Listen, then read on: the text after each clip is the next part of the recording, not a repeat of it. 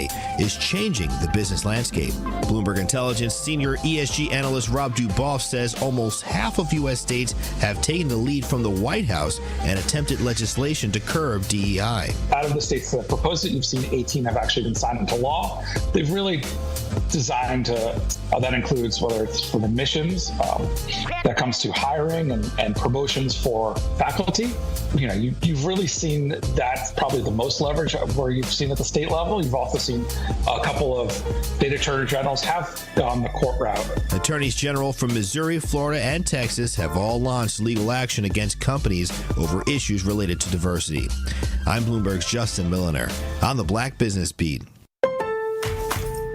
During Lowe's Pro Savings Days, save more on what goes into the job.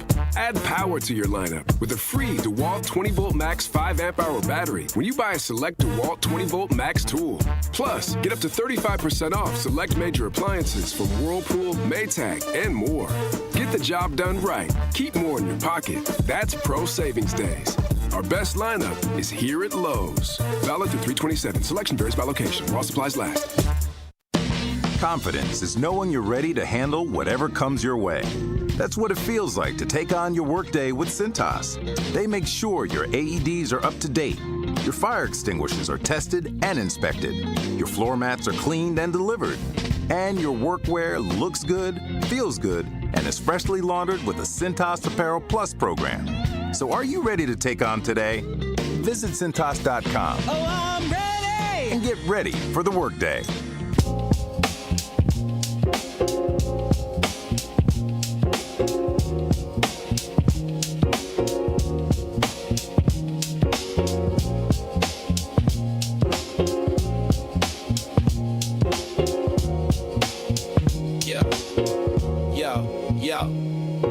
He steps to the mic with a boom, ping, ping. Wisdom sharper than a beast's fierce sting. Words like fireflies that light the night. He turns the dark into blazing bright. Boom, ping, ping, the truth takes wing. Milwaukee's voice, let the city sing. Boom, ping, ping, hear the freedom ring. Sherwin's the king, all the airwaves king.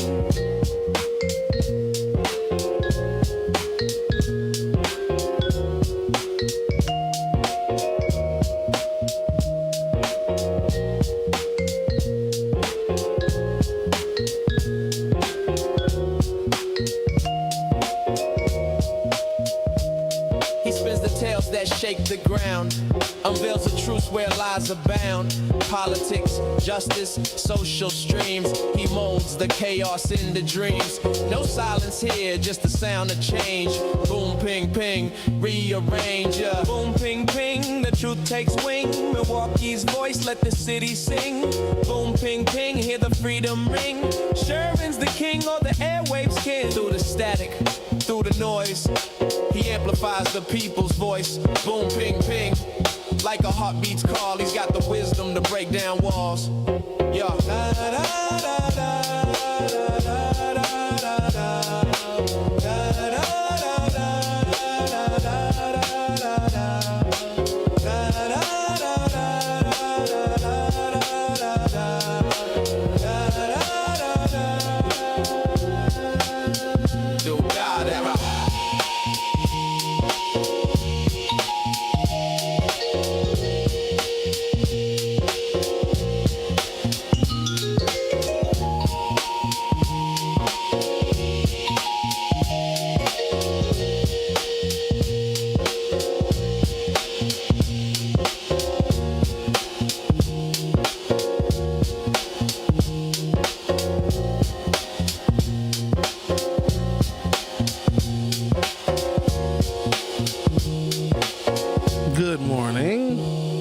Welcome to the program. Today is Tuesday, March 24th, 2026.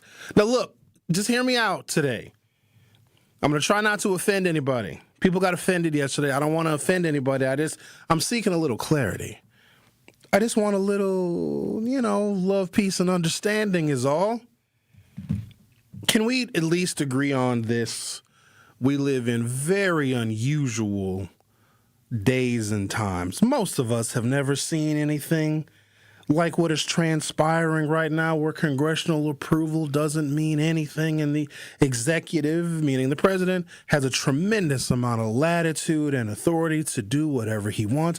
It does seem to me as if he has full, complete, and total control over the Republican Party, for better or for worse. And one of the comparisons is Barack Obama didn't even have this kind of unique control over the Democratic Party. I don't believe that George W. Bush had this kind of total control over his Republican Party when he was in office, because even George W. Bush got a little bit of pushback from some Republicans in the U.S. Senate and in the House of Representatives regarding the war in Iraq and Afghanistan. But Trump seems to have total and complete control, and this is very hard to get used to. In fact, it's so hard to get used to that there were a series of protests last year. I didn't attend them per se, but I was in the vicinity of one of those protests. They were called No Kings protests. There were two of them last year. If I'm not mistaken, there is a third No Kings protest scheduled for this Saturday. The first No Kings protest last year, 5 million people attended. The second No Kings protest that took place in 2025, I believe it was in the fall, about 7 million people attended that No Kings protest. The one that is upcoming will be the first No Kings protest, obviously, of 2026, which is an election year, a midterm election year, but also after the deaths of Renee Good and Alex Preddy. I would imagine that there will be, at minimum, 7+ million people attending these nationwide. In every single state, there's an organized No Kings protest. I'd imagine the numbers will likely exceed those that we've seen in previous protests. So there is some real opposition to what is happening right now. We know that there have been executive orders to overturn and curtail, whether it be affirmative action or diversity, equity, and inclusion. And on a previous show, and I think I want to revisit it because it's really important information, I spelled out how the elimination of affirmative action policies, not just eliminated, but they've been made unconstitutional, how it has actually cost, in real dollars, real income, African-American paychecks. So I want to revisit that because there's a real cost to this. It's not just for show. It's not just symbolic. People are losing their jobs. They are not getting promotions. They are not getting admitted to certain places and spaces because of these policies. So we have to agree that these are very different and unusual times. Yesterday I brought up this, maybe an idea or a concept of if an establishment does not want you in the building, should they, as a business owner, be able to deny you? Now, we have the Civil Rights Act of 1964, which, let me be clear, has been substantially weakened by executive orders.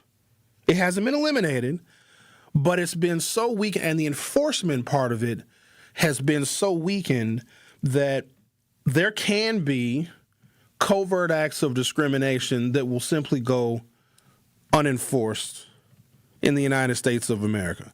It will require an individual to sue if they feel that they have been discriminated against, and then, of course, this gets taken. You got to hire a lawyer, and most people probably won't do that. But if you liken a business to a residence is private. A business is a private endeavor as well, but it gets kind of slippery. Hear me out, though. Just hear me out before you start judging. If your business is public facing, you can't deny people based on gender and race and ethnicity and all of those things. That still technically is federally illegal, even though the enforcement mechanisms have been greatly weakened. But the Civil Rights Act of 1964, it does still exist, and no Donald Trump executive order can overturn it. But the enforcement of it has been drastically curtailed. And so I had this thought actually last year, a year ago almost to the day. There was a concert tour that came to the city of Milwaukee, and they go all over the country. Some of you may have heard of it. It is called Sorry Poppy. And it's an all-girls event. And they go to different venues all over the country. They came to the rave last year. I'm very good friends with the people at the rave. In fact, the individual who was promoting this particular tour, the Sorry Poppy Tour, was a man. The Sorry Poppy Tour does not allow men in the venue. It's all female performers and female singers. There's a reggaeton version of the Sorry Poppy Tour, and then there's an electronic dance music version of the Sorry Poppy Tour, and they go all over the country. And it's billed as a safe place, safe space for women to dance and to have a good time. There are no male performers allowed. There are no male DJs allowed. And get this, the venues aren't even allowed to have male security. So all of the security staff have to be women too. And so when I heard about the event, I thought that those were just merely suggestions that men weren't allowed. And of course, there's no male security and no male performers. I'm thinking to myself, oh snap, there's going to be 5,000 women in a room. I want to go real bad. And I would just be a fly on the wall. I just want to be in the room where there's that much estrogen. I wouldn't bother nobody. And how could I bother somebody if I'm at the Sorry Poppy Tour that came to the rave last April? Because I'm outnumbered. What could I do? I'd be a victim, if anything. Be setting myself up for egregious sexual assault by 5,000 women. And so a very good friend of mine was the promoter for the Sorry Poppy Tour at the rave when they came to Milwaukee. So I called him up. I was like, hey, man, can I need a ticket. And he said, no. I said, come again? He said, no, you can't go. I said, get out of here. You're ridiculous. He's like, Sherwin, I can't even go, and I'm promoting it.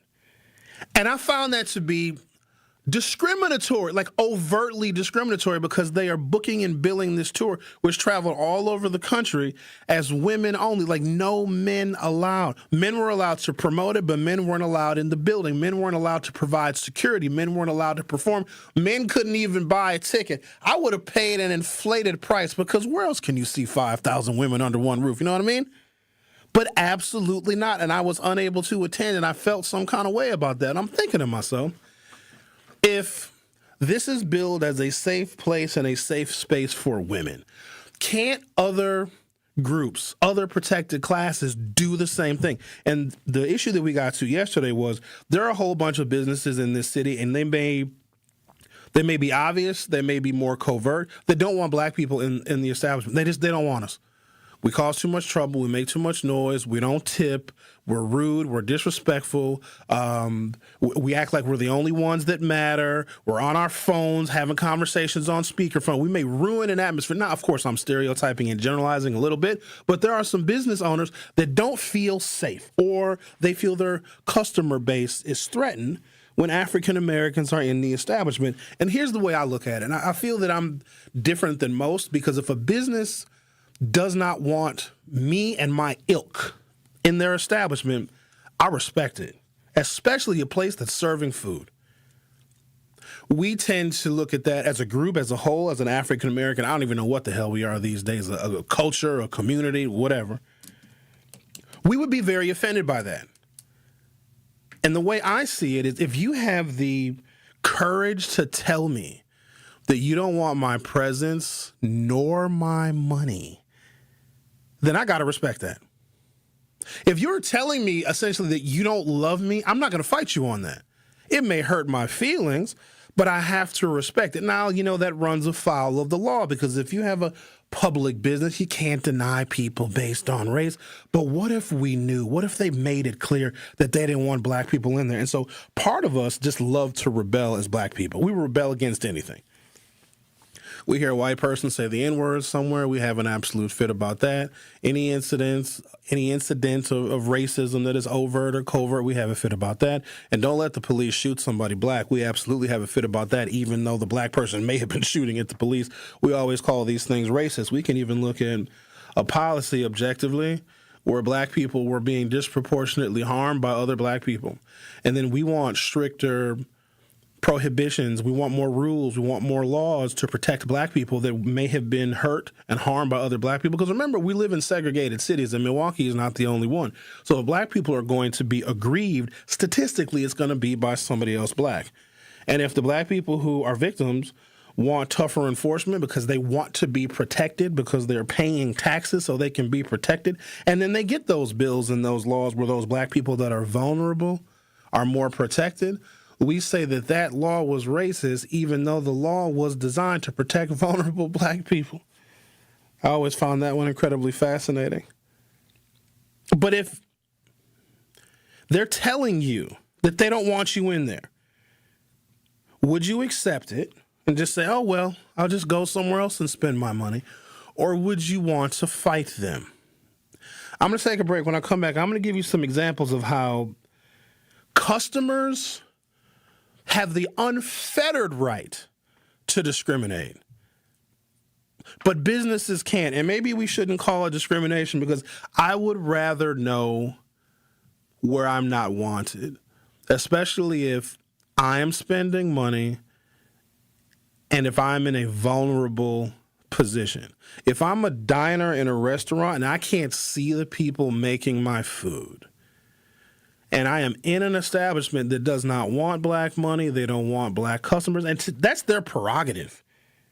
If they don't want us in there, I want to know, because if they feel forced to cater to me and to serve me, there are covert ways in which they can harm me. So I'm going to take a break, come back. I'm going to give you some examples of how customers are able to discriminate, but businesses can't. And I'm not pushing for more discrimination. I'm pushing for more transparency. I can name you a couple of businesses that still have Black Lives Matter signs in the window, which they do not have to do, because that's way long over. That was George Floyd time. Remember him? Remember that guy?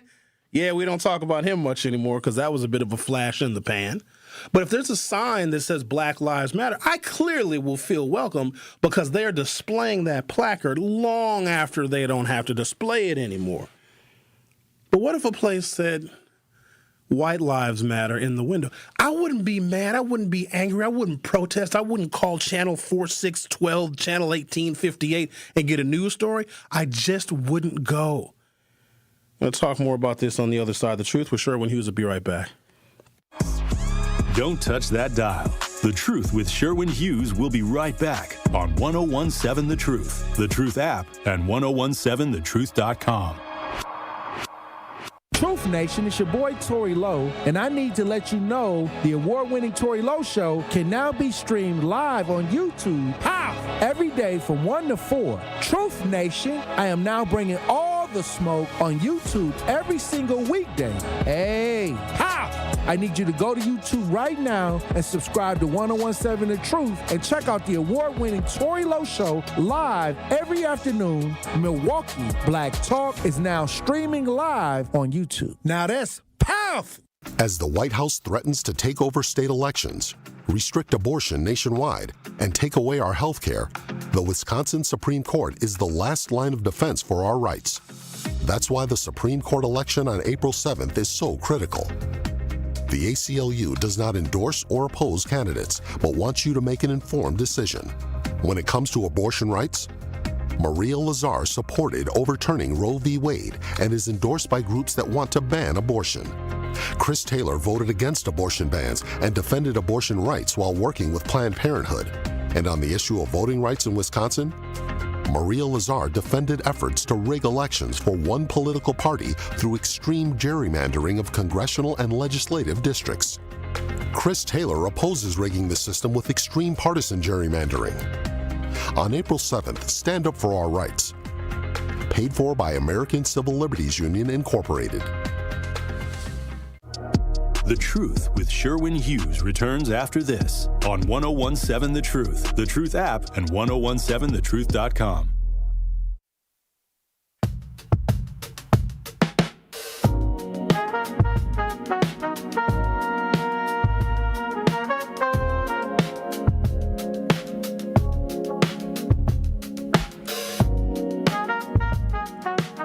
I have been made privy to something that happens with great frequency in our healthcare system. And it's respected. It's very racist. It's disgustingly racist. It is overtly racist. It is in your face racism that most of us are not often exposed to because racism is hidden.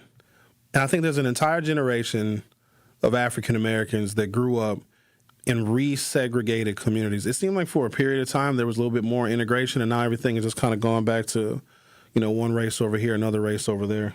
Our accommodations and our culture seem to be more different than ever. Even though we have all this internet that brings us together, it seems that people have retreated to their respective cultural corners. I grew up around white folks, and I know that their racism, the worst of them, will smile at you, will invite you to hang out so they can get to know you, so they can undermine everything about you, so they can copy you, so they can emulate you, so they can sell the intimate parts of our culture to everybody else. Because black folks may not have the opportunities, the wherewithal, and the mechanisms to market a product or market a service, but white people do. And so they'll bring you in close. Some of the worst racists will never let you know. They'll even listen to our same music and go to our same establishments because they want to get to know the intimate details of what black culture actually is. Because remember, they've been separated from it. And they know that they can't get close to us if they're mean, if they're using the N-word, if they're frowning at us and grimacing at us. We seem to think that modern racism comes with the N-word. Now, there's some N-word use that's out there. There's quite a bit. But not very often. And when people hear it, they're shocked, like, oh my God, I can't believe that you said that. I'm never shocked by it. In fact, in a really weird way, I appreciate it because now I don't have to guess. I know where you're at. But there's a kind of racism that we permit. I've never seen it, but I believe it. In fact, I almost hate to admit this. I have been on the verge of being that kind of racist. And I got to be careful, though, because I'm black. I sometimes take liberties with race and also know that I'm dealing with a culture and a community and a country that has lost its sense of humor. Like, you can't poke fun anymore because somebody's going to get their feelings hurt. It's weird that I live in a world where I've always been a guy, a male, and a man with no real explanation, but then somebody else now labors me. So I'm not just a man anymore. I'm a cisgender man. Because somebody else now has to clarify who I am. It's just, it makes no sense. When older Caucasian people, and it may not even be older ones, this is just what I've been made familiar with. I'm giving an example of a kind of customer-focused racism and bias that we simply accept. An older white person goes to a medical appointment. I don't know, maybe it's urgent care, maybe it's their primary. Maybe it's a specialist. And they're seen by a doctor. Maybe it's a new clinic, a new facility, a new hospital that they're going to. They got new insurance. It's in network. And they go to this facility to receive some kind of health care. Maybe they have an ailment. Maybe it's just for a checkup. And the doctor that they see might be of Southeast Asian descent. Very common to have a doctor from India that oftentimes are more educated when it comes to medicine than your standard run-of-the-mill American-trained physician, because the medical training that they have received in India counts for nothing in America, meaning they've got to repeat 9 times out of 10, they've got to repeat all of their medical school training here in America because we don't necessarily reciprocate with how other nations train their doctors. And hell, I think that's a good thing. Now, it's very time consuming for the person who isn't from America, but it also shows their commitment to medicine. Follow me, I'm going somewhere with this. This Southeast Asian or Indian doctor, they know their stuff. They've seen all the clinical trials, and they might even be participatory in research and moving the needle forward on all sorts of different ailments and diseases and the Alzheimer's and the dementias and all of the different types of cancers and the type 1 diabetes and the type 2 diabetes and maybe even type 3 diabetes. We don't know. They've done all sorts of research on cholesterol levels and HDL and LDL and triglycerides. They've done all of the things, but their English is horrible. It's broken. But they know their stuff. Do you guys have any appreciation for how many times a white patient will say, I want another doctor. I don't want this Indian doctor.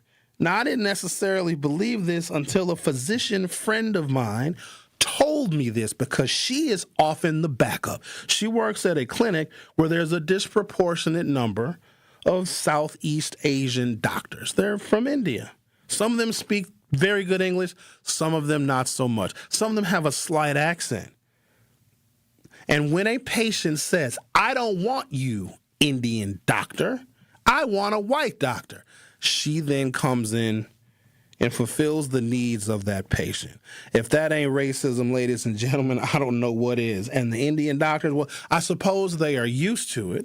Now, my friend who works in this clinic, she's fed up because she now has a larger workload, because when they get a handful of geriatric patients in this particular clinic, which I'm not going to name, she knows that she is probably going to have to see another patient that she didn't necessarily plan to, because some of these older geriatric, stuck in their ways, stuck in the 1950s and 60s with their racial attitudes and proclivities, they are just relentless on wanting a white doctor. Let me give you another example of how a patient or a customer is able to discriminate, but businesses can't. I think that we are pushing businesses into a corner in which they feel forced to honor the patronage of people they otherwise would never associate with.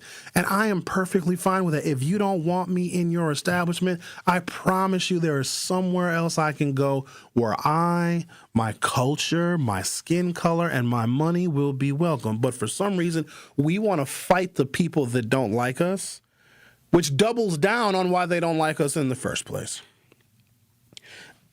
I come from a time long, long ago. I am from the 20th century. My, oh my, was such a substantial part of American history, but it's long, long gone, you see. See, in the 20th century, we used to go to places called car dealerships. I know, crazy, right? We would actually go to a physical place. It was like a shopping mall for cars.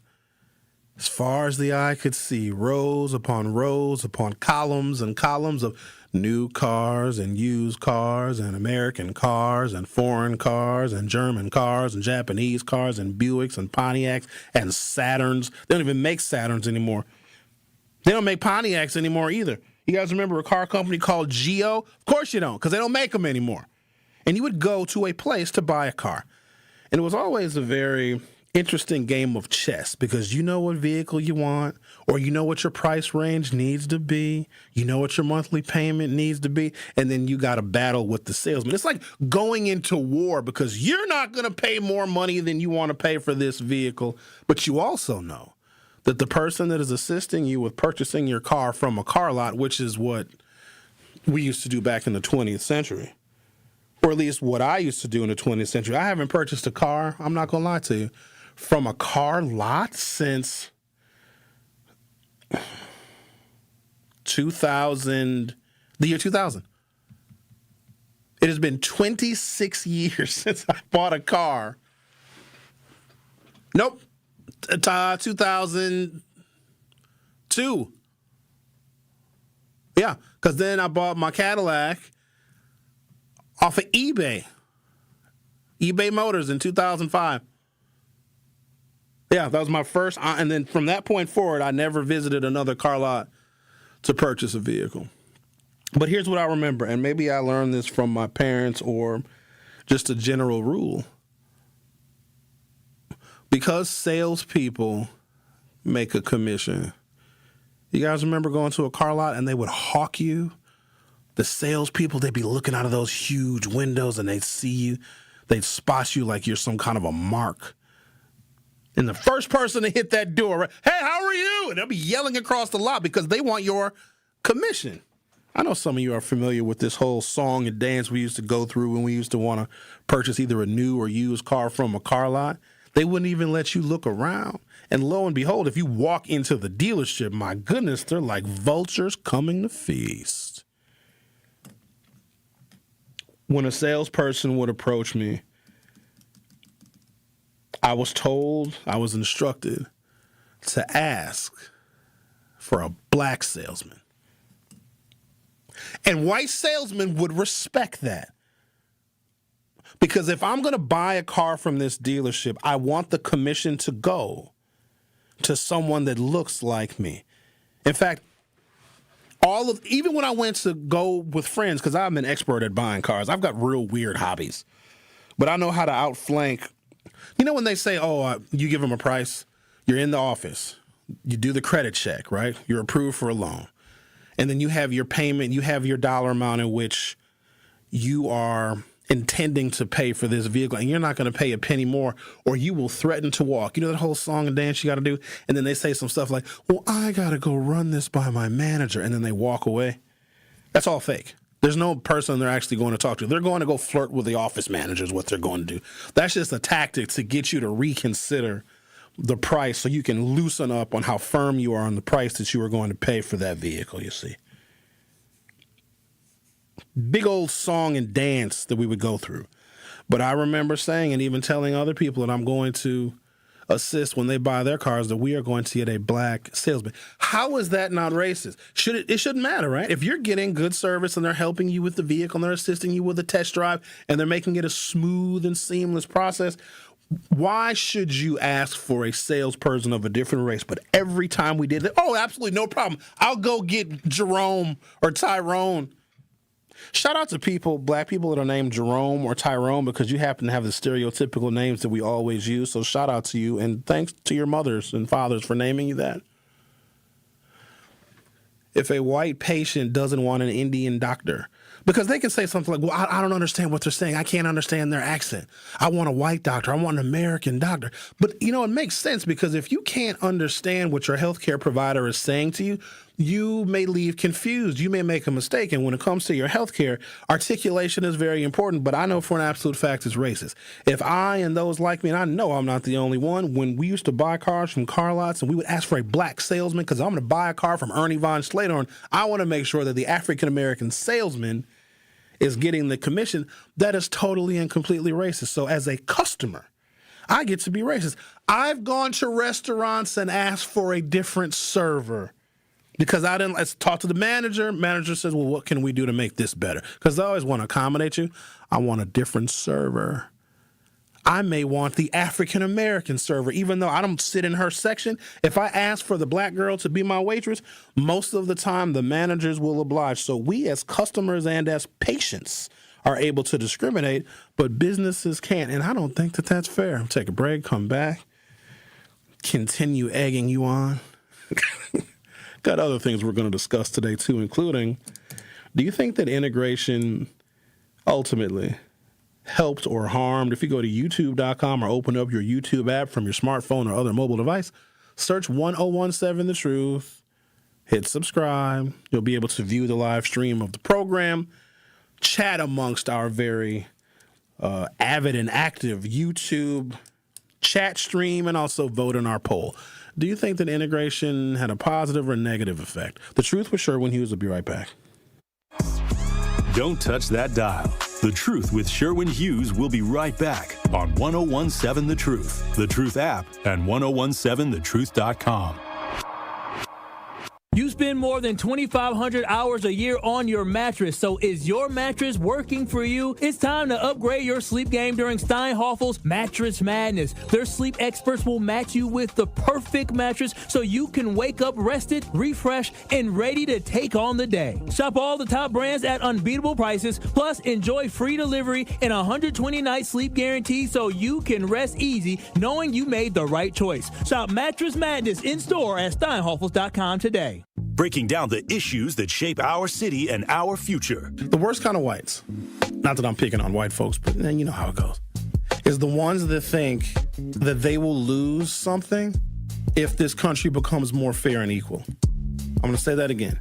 The worst kind of white people are the ones that think that if a black person gets a job and gets an opportunity, and they ignore how hard the black person had to work and the racism, the bigotry, and the discrimination, and just how people turn their noses up at smart black people. They hate us. And the black person works really hard and overcomes maybe generational curses of poor health and poverty and all of those things. And we got to deal with the police and the criminal justice system that doesn't often have our backs. And then the black person gets a job, gets an opportunity, and a white person sees that and thinks that they lost. Those are the worst kind. It's The Truth with Sherwin Hughes, weekdays from 9 to noon. Catch it live on YouTube or tune in to 1017 The Truth. You served behind the desk. You served in combat. You did 4 years and got out. You were drafted. You gave 20 years. You gave exactly what your country needed. And so did you. When you raised your hand and swore an oath to your country, when you put your name on a dotted line, you became part of only 1% of Americans who did the same. You are a veteran. You are a veteran. You are a veteran. Because no matter when, where, or how you served, you made a sacrifice for your country, and you deserve support. If you're struggling with life after service, don't wait. Reach out. Reach out to a loved one, to a fellow veteran, to VA. Find resources at va.gov/reach. Brought to you by the United States Department of Veterans Affairs and the Ad Council. The Truth with Sherwin Hughes returns after this on 1017 The Truth, The Truth app, and 1017thetruth.com.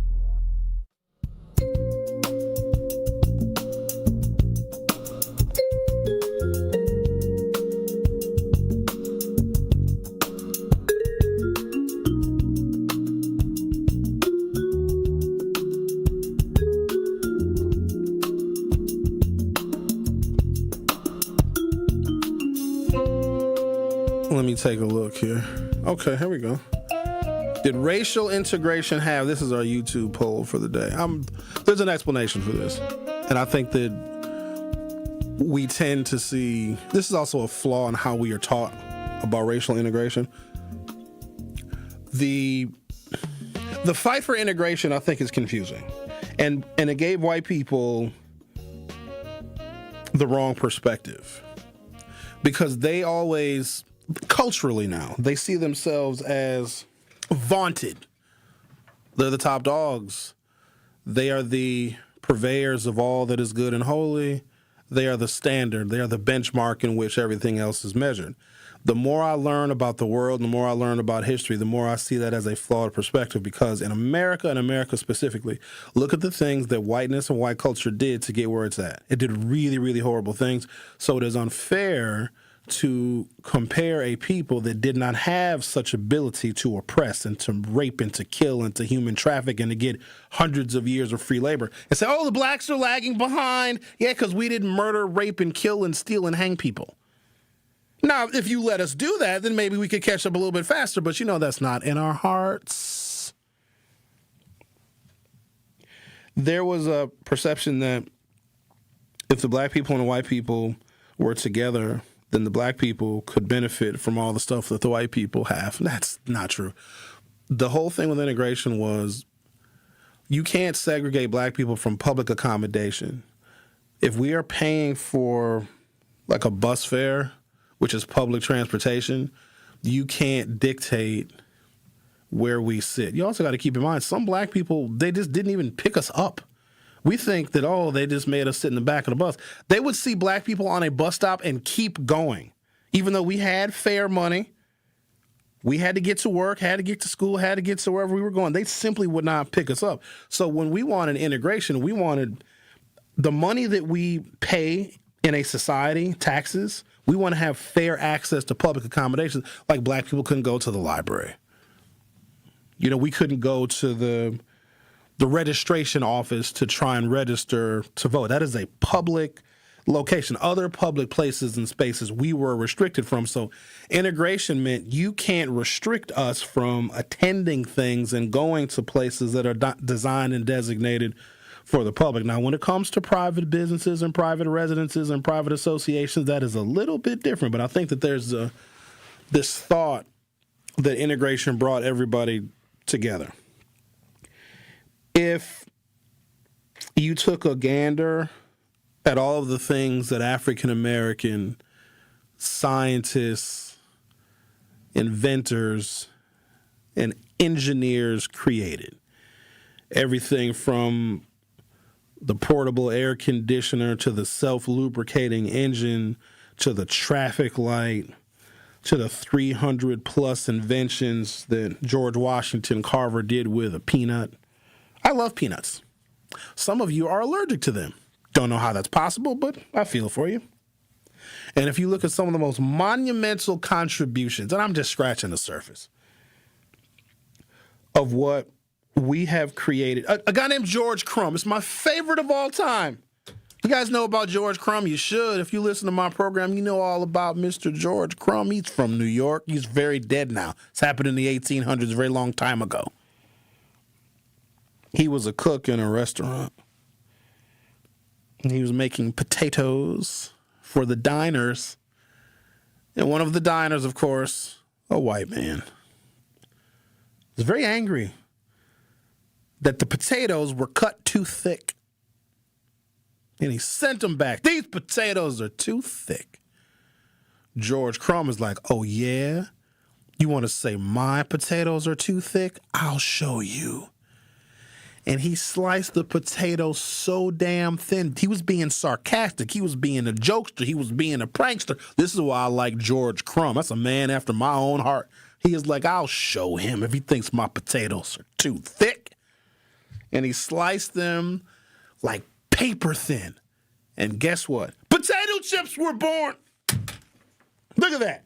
You wouldn't have a Pringle if it wasn't for George Crumb. But if you look at all the things that we contributed, and of course we have contributed things since then, but some of the most monumental things that we contributed is while the schools were still segregated. And those inventions fit into the category of STEM, science, technology, engineering, and math. When we were integrated, usually forced, into predominantly white schools and institutions, STEM was evaporated. Now, in the last 10 or 15 years, we're hearing a lot about STEM and STEAM. STEAM is science, technology, engineering, art, and math, because they're adding artistry into that equation as well. But STEAM was taken out of the curriculum because we were so good at it. If you integrate, you can stifle African American progress because now you have these black children in your classroom. And here's another example of how I think the integration, there were some negatives. We can't look at it as it was 100% positive because we still have to explain why African Americans are lagging behind still in so many categories. And I got some information here that shows that our lagging behind is getting even worse as time goes on. It should be getting better. If integration was to pay dividends like we were sold and told, then the disparities would be almost zero, and we know that they are not. Here's how it hurt.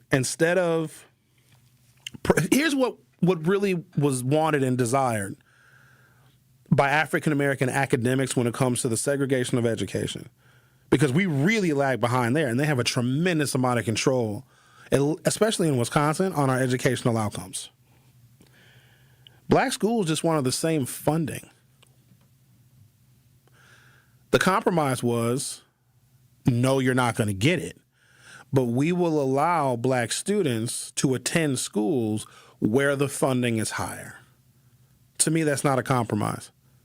So instead of us funding predominantly black high schools, middle schools, elementary schools, colleges, whatever the case may be, instead of providing equal funding, they said, no, white schools are always going to get more money, but we will allow you to attend the white schools where the funding is high. We're not going to fund your black schools. And here's what this did. When they brought the students to integrate white schools, very few white students were bused to black schools. As you can imagine, some parents had disagreements with that.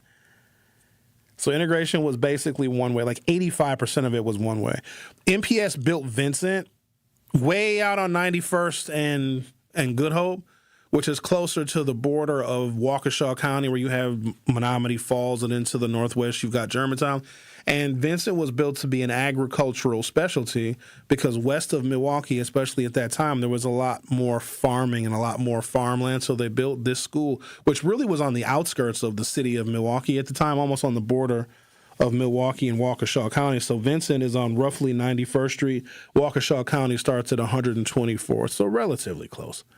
But it clearly didn't work. Vincent was probably majority white until, 1984, 1985. And if you ever go to that school, beautiful school. So beautiful. It's huge. I got lost in Vincent before. It found me several days later. Don't worry, I found my way to the cafeteria. I was fine. I didn't starve. But you can look at the wall of fame of their athletes. And up until 1984, 1985, every single athlete who has their picture on the wall at Vincent, you can't miss it. It's right in the main lobby. Every single one of those students was white until 85, 86, and then no more white students appeared. Like maybe in tennis and golf, but for the most part, it became a majority black school. And so when we integrated the schools, I'm using air quotes, integrated the schools, black children were uprooted from black neighborhoods and black communities to go to white schools. But what do you think happened to those black teachers that were teaching at those majority black schools? They did not get jobs at those white schools and those suburban schools that the black children were going to. We lost $2 billion worth of black teacher income. I could probably look at our poor performance just writ large as a community when it comes to high school, and the fact that black educators lost their jobs through integration. So that's just one example of how integration, we think it helped. But if you're moving the kids into majority white schools to integrate the schools, why are you not providing jobs and opportunities for those black teachers? Black teachers got fired. Black educators lost their jobs and had to go into other fields. That is why even to this day, when we have conversations about what we want black children to be when they grow up, we never mention teachers. Because for 2 generations, the black teacher, while they exist, they did not go along with the integration idea. Integration should have been, okay, we're going to bring black students to white schools, but we're also going to allow those black students to keep some of their black teachers and also have black and white teachers teaching right next to each other. And we know that didn't really happen. You're listening to The Truth with Sherwin Hughes on 101.7 FM. Don't go anywhere. I'll be right back. Don't touch that dial. The Truth with Sherwin Hughes will be right back on 101.7 The Truth, The Truth app, and 101.7thetruth.com. Coming with straight truth. Did you go along with this? Did you plot this out? Did you go into the store with the intentions of causing a negative situation? This is the part that people don't like once they get into court after they get caught. Now, should he be executed for killing somebody he didn't do? I don't think so. He's already serving life. He's going to die in prison. I think that's what's going to happen. At the same time, this is a message to the younger folks. Catch the Tory Lowe Show every weekday from 1 p.m. to 4 p.m. Hi, this is Sherwin Hughes from 101.7 The Truth, and I want to talk to you about something bigger than just buying a house. I'm talking about building a legacy. Owning a home isn't just about 4 walls and a roof. It's about giving your kids a place where memories are made, where birthdays are celebrated, and where they always belong. It's about planting roots, knowing your neighbors, waving from the porch, and being a part of a community that feels like family. If you've been renting and wondering if home ownership is even possible, Axe Housing is here to work with you. An Axe Housing coach will help you create a plan, a budget, and move step by step toward owning a place you can truly call your own. They've already helped over 4,000 families become homeowners, and many are paying less than they were paying for rent. Don't let where you are today stop your family's tomorrow. Start your journey at axehousing.org. That is ACTShousing.org. Your legacy begins at home. The legendary Broadway show is back. The Wiz. He's on down, The Chicago Sun-Times raves. It's an eye-popping, high-intensity revival. The music, the voices, the legend returns. Entertainment Weekly says, run, don't ease on down to this spectacular revival. The Wiz. Playing the Marcus Center, March 24th through 29th. Tickets at marcuscenter.org. Life's better with American Family Insurance because we know you love working weekends. If it means working on your dream home, both inside and out. And we're here to help protect those dreams so you can enjoy peace of mind. Save up to 40% when you bundle home and auto. American Family Insurance. Get a quote and find an agent at amfam.com. Products, pricing, and availability vary based on the way you purchase insurance and by state. Some exclusions apply. American Family Mutual Insurance Company, SI, and its operating companies, 6000 American Parkway, Madison, Wisconsin. Prizes, exclusive experiences, even cash money. You want it? We've got it. Find a list of all contests and official rules by visiting truthcontests.com. That's truthcontests.com. Happy kids heal faster, and that's why Starlight is dedicated to improving the mental well-being of sick kids across the U.S. Learn how at starlight.org. Seriously injured? Call Gruber Law Offices today. The Truth with Sherwin Hughes returns after this on 1017 The Truth, The Truth app, and 1017thetruth.com.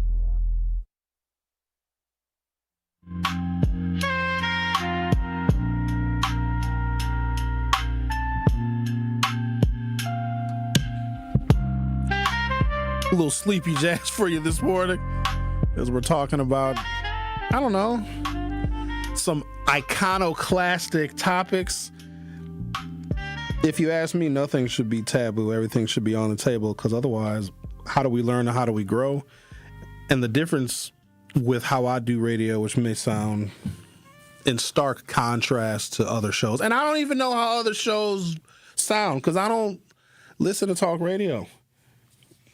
People will be like, oh, Sherwin, did you hear so-and-so? Or Sherwin, are you familiar with so-and-so on Sirius XM Talk Radio? Do y'all think that when I leave here, I'm like, ooh, let me listen to all the other people that do what I just did? No, I do not. If you change oil for a living, and you change a lot of oil, cars come in starting at 8 o'clock in the morning. You got to get the oil and you got to get the filter and you got to check the tire pressure and you got to check the fluids and you got to make sure that the cars and the wheels and the rotating of the tires and all of the things. You do that for 8, maybe 10 hours a day, maybe even 6 days a week because you work on Saturdays changing the oil because people need their oil changed on a Saturday. Sometimes people got to go get their oil changed on a Saturday because they work Monday through Friday. And when you get done changing oil, man, you change a lot of oil. You got oil on your hands. You smell like oil. Hell, you taste like oil. You got oil in your hair. Got oil smudges all over your face. When you get home, do you sit and watch a bunch of YouTube videos about changing oil? No, you do not. I try to make talk radio to give people information that they otherwise didn't have, and also for us to recognize that we have been lied to about everything, and we're still getting lied to quite a bit. 2026 marks a quarter century since we've been lied to about what actually happened on September 11th. So we'll be talking about that, I'm sure, throughout the year, because there's going to be huge 25th anniversary commemorations. Well, there should be. I'm not sure if Donald Trump is even going to care about commemorating the 25th anniversary of September 11th, but this marks a quarter century of me knowing that that was an inside job. So the difference between this and conservative talk radio, which I can't stand, because it's angry at science, fact, data, and anything that makes sense, plus things that push back on their narrative. And there's a cohort of people, 70 plus million of them, that have a very antiquated view of culture and race, ethnicity, and even history. And those people, they need to feel validated and comfortable in their ignorance, because if everybody believes what you believe, then it's not wrong.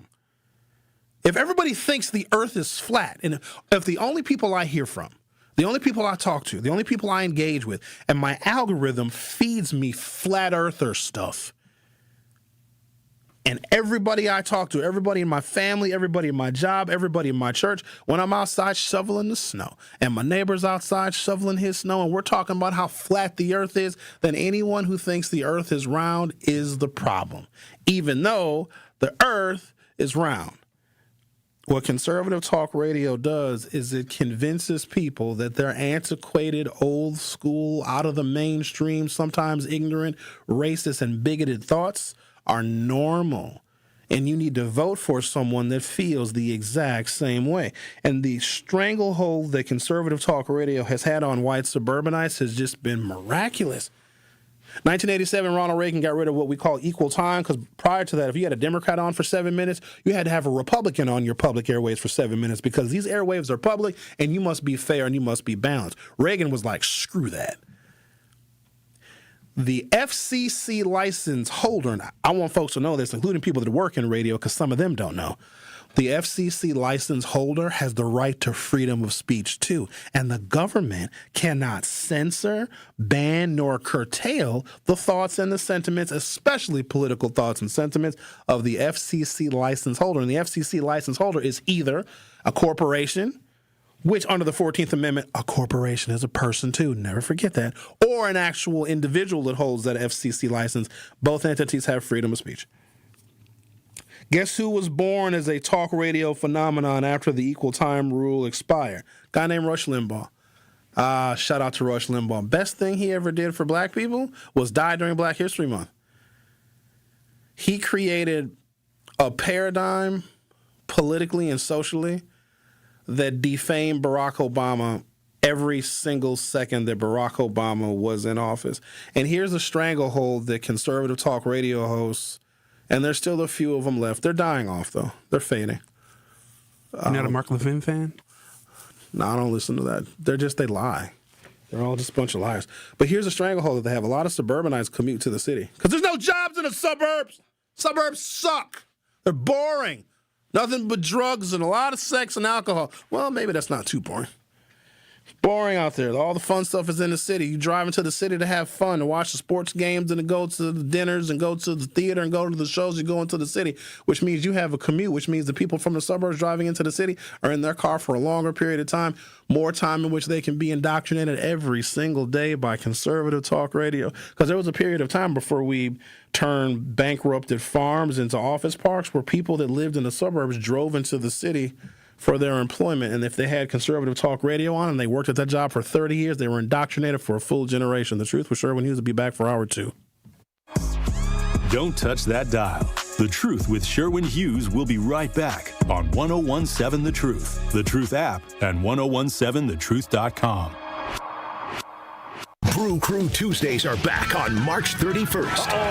Churio sends it deep to left, and there she goes. Catch the Brewers on local TV as they battle the Tampa Bay Rays. And Yelich launches one deep right center field. Forget about it. Oh, my goodness. Third deck. This edition of Brew Crew Tuesdays is presented by Delta Dental of Wisconsin. Tune in March 31st at 6:40 on Fox 6 in Milwaukee or check your local listings to watch the game. This is Sherwin Hughes from The Truth with Sherwin Hughes. And Truth Nation, you can now watch my show live on YouTube every day from 9 a.m. until noon. Yep, you can get 3 full hours of watching Sherwin doing his thing streaming live on YouTube Monday through Friday. You'll get the same insightful conversations about policy, politics, and lifestyle while also seeing my reaction to the unpredictability of our listeners. So go to YouTube right now, subscribe to 1017 The Truth, and see this wonderful smile live every day. When I was diagnosed with Hodgkin lymphoma, I had so many questions. I didn't even know that it was cancer. Now I do. It is cancer. Blood cancer. It's actually one of more than 100 different types, and they're all treated differently. Now, unlike some other forms of cancer, usually there's no tumor. You can't screen for it to prevent it, and the symptoms can look like other things, so it could be hard to diagnose. I had a fever for weeks. I was so tired all the time. I didn't feel like eating or doing anything else for that matter. And I know that this can feel scary. But if you know what to look out for, you'll know what to tell your doctor.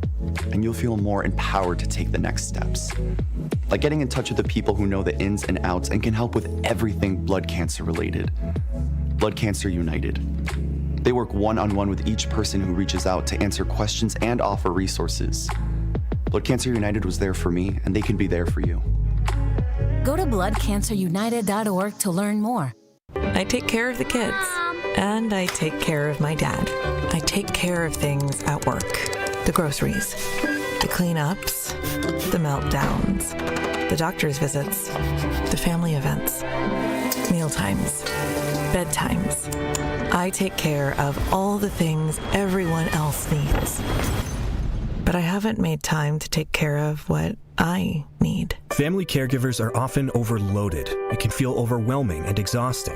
It's no surprise that millions of caregivers experience symptoms of anxiety and depression every year. But help is available because there may only be one you, but you don't have to do it alone. Head to mentalhealthcareworks.org. That's mentalhealthcareworks.org to learn how to get the support you deserve, because mental health care works when you make the call. If you're experiencing a mental health crisis or thoughts of suicide, dial 988, a message from the American Psychiatric Association Foundation. You're listening to the new 1017 The Truth, founded in partnership with American Family Insurance. Insure carefully, dream fearlessly. 1017 FM, 1510 AM, WGKB Waukesha, and W269DL Milwaukee, a locally owned Good Karma brand station. This is The Truth with Sherwin Hughes on 1017 The Truth, The Truth app, and 1017thetruth.com.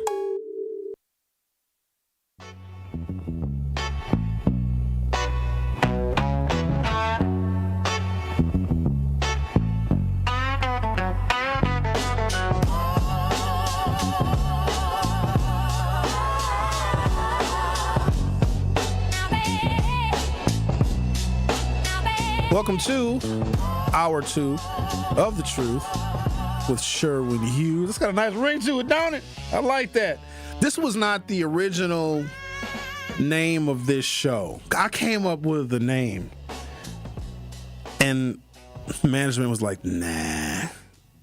So I didn't know that they were going to name my show, because I've always named my shows. The show, it sucked.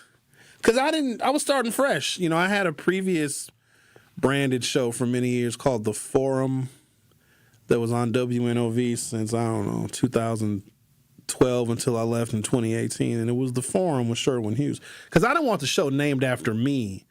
The Forum was its own like entity, and different people could host it. That's what I was thinking. Like, oh, I'm going to host the forum today. Next time it might be an elected official. It might be a stakeholder or a business leader. So it was the forum, and I couldn't, of course, use that name over here. So I came up with a show name. Because this show, I think I wasn't always 9 to 12. I used to be 10 to 1, which sucked. This is a terrible time to do radio. It's just, yuck, I don't like 10 to 1. And then we settled back on 9 to 12, and I called it Middays with Sherwin Hughes. That's stupid. That's a stupid name. And they're like, nah, we're not going to call it that. Which I'm glad that we did not call it Middays with Sherwin Hughes, because I think either during year 1 or at the start of year 2 of my broadcast here at 1017 The Truth, I went to 9 to 12, and you can't call that middays anymore because that's mornings. So they came up with The Truth with Sherwin Hughes, which fits. It's kind of generic, but it works out. Also, so Kyle Wallace, shout out to Kyle. He's on from noon until 1, Monday until Friday. Truth to Power is the name of his show. You really should check it out. He came up with my theme song. He said, oh, sure, we got a theme for you, because, you're starting over with a brand new radio station. We were launching. We were about to go on air for the first time January 4th, 2021. Little did we know, just 2 days later on January 6th, all of our content would change.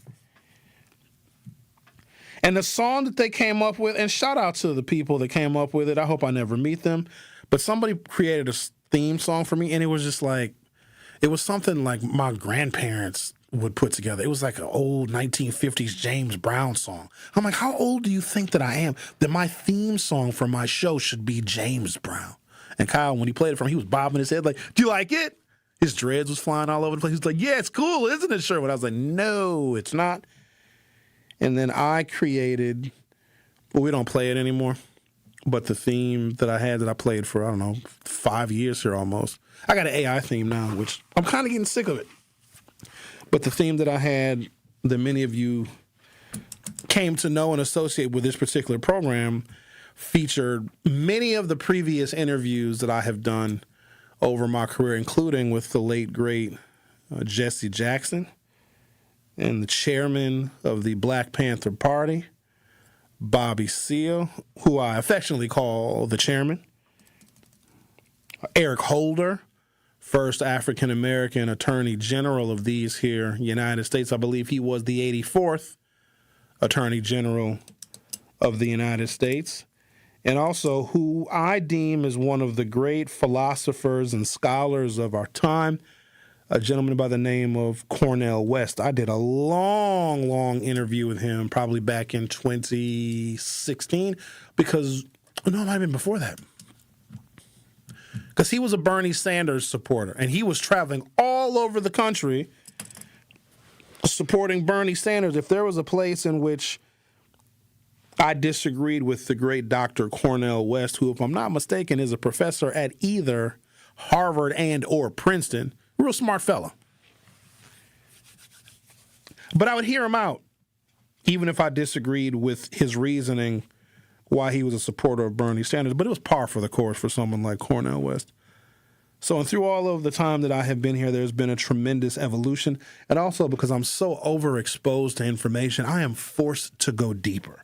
I want to uncover things that some of us may have always accepted as truth, but I got to figure out where the disparity is still coming from. Why are we still lagging behind still? We know more now than ever before, yet for some reason there are some things in our society that just remain fixed, and racism and prejudice is one of them. And if it's working for them, well, then why can't we make it work for us? And so I was talking about this thing earlier in the program, this tour that came to the rave last year, and it traveled all over the country, and it's called Sorry, Poppy, and it's an all-female music concert event series that travel the country where there's nothing but women. Only women are allowed to purchase tickets and attend. Only women perform security, and only women were DJing and or performing because it was billed as a safe place and a safe space for women, which my only problem that I had is that they wouldn't let me go. I wanted to go. I wanted to be in a room with all that estrogen. But then at the end of the day, I was like, you know what? This makes a lot of sense because women can experience harm at the hands of men. And why can't they have a place in which men are not allowed? But if they are allowed to do that, why can't we as black people have the same thing? If I own a business, I guess I'm going to call it a public-facing business, even though business ownership is private. If you serve the public, you kind of have to let everybody in. Or you can't discriminate based on a couple of things.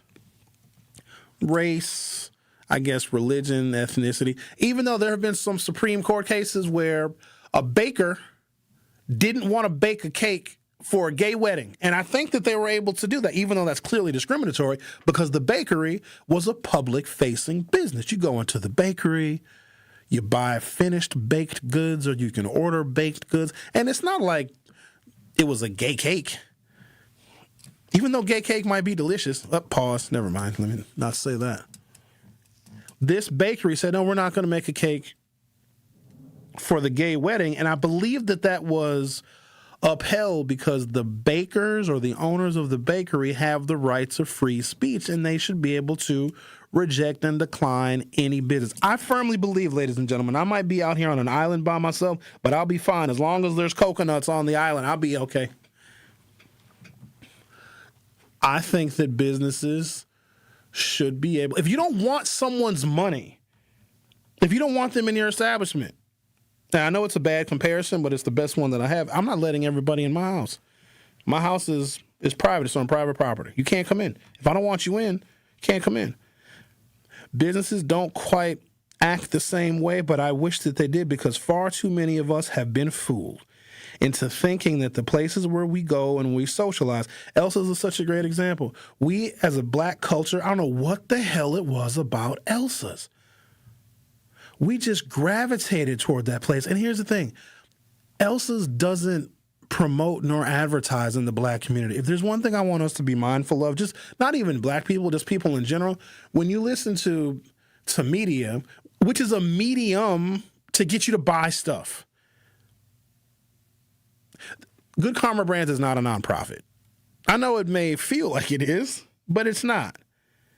We have topics, and we keep you engaged and we keep you interested so that you listen to the advertisers so that you support them. So we create content that we hope is moving, motivational, educational, and entertaining. We hope with varying degrees of success, but you got to keep in mind as hosts, we don't really get paid for the accomplishment. We get paid for the attempt. Like some days my shows are way better than others, but my paycheck stays the same. But it's to get you exposed to the people that invest in this platform so they can advertise their goods and their services. If certain places and spaces and businesses opt not to advertise on Black Talk Radio, because there's not a lot of places, unless you do like social media targeting, where you can really target an African-American audience. If you want us and want our patronage and want our money, and we spend all our money, we have a tremendous amount of disposable income. Now, we don't invest it. We don't buy houses. We don't buy stocks and bonds and options and equities. We don't do that, but we will spend our money. You guys know that about black people. If you have a business that caters to African Americans, we're going to give you every penny we got. We will pay ridiculous amounts of money to celebrate our birthdays with you, to have dinner at your establishment. Elsa's was one of those places, but they never wanted us. Now, they accepted us, but then when it reached a level that I think they deemed a bit too much. Like, diversity is good until diversity reaches 51%, then white people get scared. They don't ever like to be outnumbered. And I don't blame them. That's why they're going to be terrible minorities. They're going to hate it. Most white people don't go to places and spaces where they are the only white person. For those of you that think you have white friends, tell your white friend to hang out with you on one particular weekend and take him to a black bar, a black lounge, a black restaurant in a black neighborhood where there will be no other white people. Watch how uncomfortable they get. But then they, your white friends, will take you to their places and their spaces where everybody is white. And if you express the slightest iota of discomfort, they're going to ask, what do you mean you don't feel safe here? Well, I don't understand. Why not? But then if you take them to a majority black space, they'll be clutching their pearls, clinging to their purse, and ready to go home. You and I have different white friends. We also are a generation apart in age, too. So that has a lot to do with it. These younger generations are more integrated. I am from an era where we were on our first date with integration. So my parents lived in a segregated world, and their developmental environment prepared me for life of segregation because they didn't know a life of integration. So the lens that I had put on, that was the lens that was given to me by my parents, was you can't trust these white folks because integration was forced.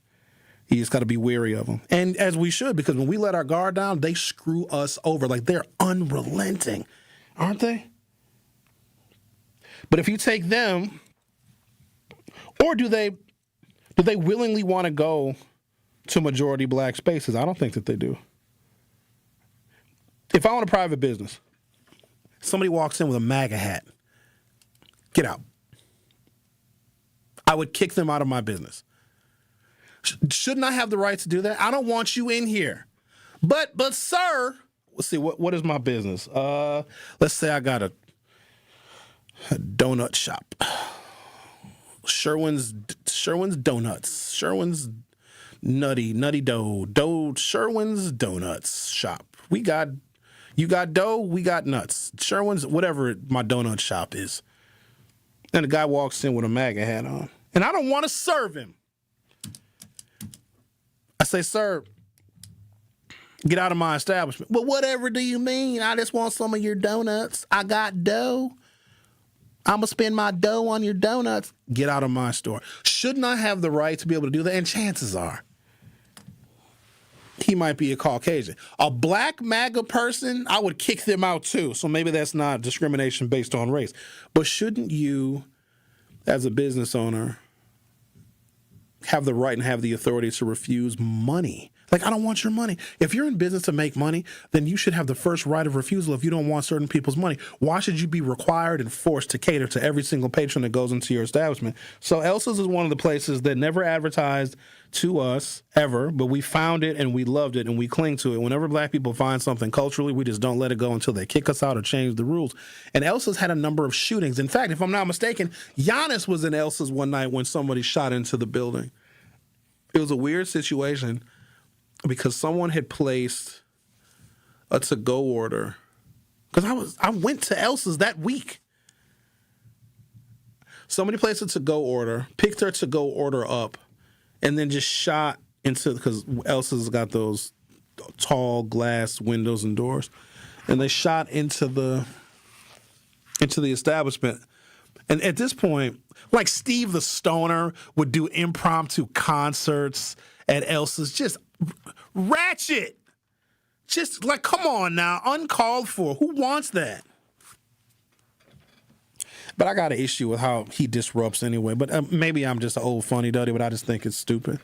Nobody wants that. If you got to force your music on people, like, don't do that. Like, you if like I'm them twerking around, that's disgusting. That's men that twerk were raised by their mothers. But if I'm hanging out somewhere and all of a sudden a country band just starts showing up, I'm gonna fight them. Like, if they just start showing up and start, hey, I love my dog and my girlfriend left me, I would throw everything on my table at them to get them out of there. So Elsa's had turned into, my opinion, the worst examples of our culture. And there were people fighting. You know how many videos I saw? And it's never the white folks, it's always us. And so I could understand how Elsa's can be like, you know what, we're done. So after the shooting, I was like, okay, they're going to close for good. Like, that shooting was on a Wednesday. They were open for lunch on a Friday. But if you've been to Elsa's since then, they took chicken wings off the menu. There are a couple of spirits and drinks that African-American folk of a younger generation have an affinity for. They took those drinks off of the menu, basically saying, we don't want you here. And so this is what I'm trying to communicate with this. And I haven't read any comments, and I'm not sure where the listening audience is on this particular subject. Stop changing the menu and taking stuff off the menu. Do you know how many places in Milwaukee they don't have cognac, they don't have Remy, they don't have Hennessy, and they don't have Crevassier? Because they can't say, we don't want black people in here. They look at what we adhere to culturally, like what we drink and what we eat, and they'll remove it from the menu. That's covert language. That's all you need to say, that you don't want my ilk in your establishment. And then we get shocked. Like, we don't understand why they took chicken wings off of the menu. I'll tell you why. Because of us. And I don't fault the restaurants, but I feel bad for them. Because if they have curated over many, many years a particular culture, and every restaurant in Milwaukee has its own culture. They do. They have a theme. They have a feel. There's an atmosphere and there's an ambiance that is probably unique to other restaurants. And they've curated that over time. And they want a certain clientele. They want a certain magic, a certain mystique about their establishment, right? Why shouldn't they be able to protect that? Give it some thought, take a break, come back. Got some, I guess this is good news, I suppose. While disparities exist, there have been a couple of categories in which African Americans have made substantial progress, and I'm really proud of this. But what drives me nuts, and the older I get, the more things drive me nuts, individuals of our community that fly in the face of the progress that we have made, they almost antagonize black progress. Because I'm fatigued too. Fatigue is not just shared by them. We still have a tremendous amount of work to do. We still, like, the job for African American progress is not complete. We haven't arrived at a place to where we are fine or improving as a community if we don't participate politically at 100%. If we don't have our progressive interests. When I say progressive, not them, not those progressives. Progressives meaning like we are progressing toward more opportunity, more higher level jobs, more CEOs, more entrepreneurship, higher income, higher wages. I'm talking about that kind of progress, not progressive like everybody gets to smoke weed all the time. Not that kind of progressive. So we have not yet arrived at a point where we can now ignore the political system and ignore any of these elections. And those people that think that we have, I think, are the problem. The Truth with Sherwin Hughes. Will be right back. You are listening to The Truth with Sherwin Hughes on 1017 The Truth, The Truth app, and 1017thetruth.com. At Junior Achievement, students learn how innovation, creativity, and entrepreneurship can turn a simple idea into something that changes an industry. With support from Cost Corporation, students are discovering how engineering, product design, and smart marketing bring great ideas to life. From pioneering studio headphones to building a brand recognized around the world, Cost shows students how technology and creativity shape the way we experience music. Learn more at ja.org. Our children deserve a real chance to make it in life, and a good education is a passport to opportunity. At City Ford Collective, we're working to make sure there's a great Milwaukee school for every Milwaukee family, because more good options lead to better outcomes. And who doesn't want that? Together, we can give every child the foundation they need to thrive, and a stronger future for kids means a stronger future for Milwaukee. To learn more about our mission, visit us at cityfordcollective.org. That's cityfordcollective.org. Natural gas is a clean, reliable, and convenient source of energy delivered directly to you through underground pipelines. The pipeline system has an excellent safety record, but there are clues that can help you identify a potential hazard. If you smell the strong odor of rotten eggs, hear an unusual hissing sound, or see blowing dirt or debris, it could be a natural gas leak. Leave the area immediately and call We Energies at 800-261-5325. We Energies. People you can trust. Energy you can depend on.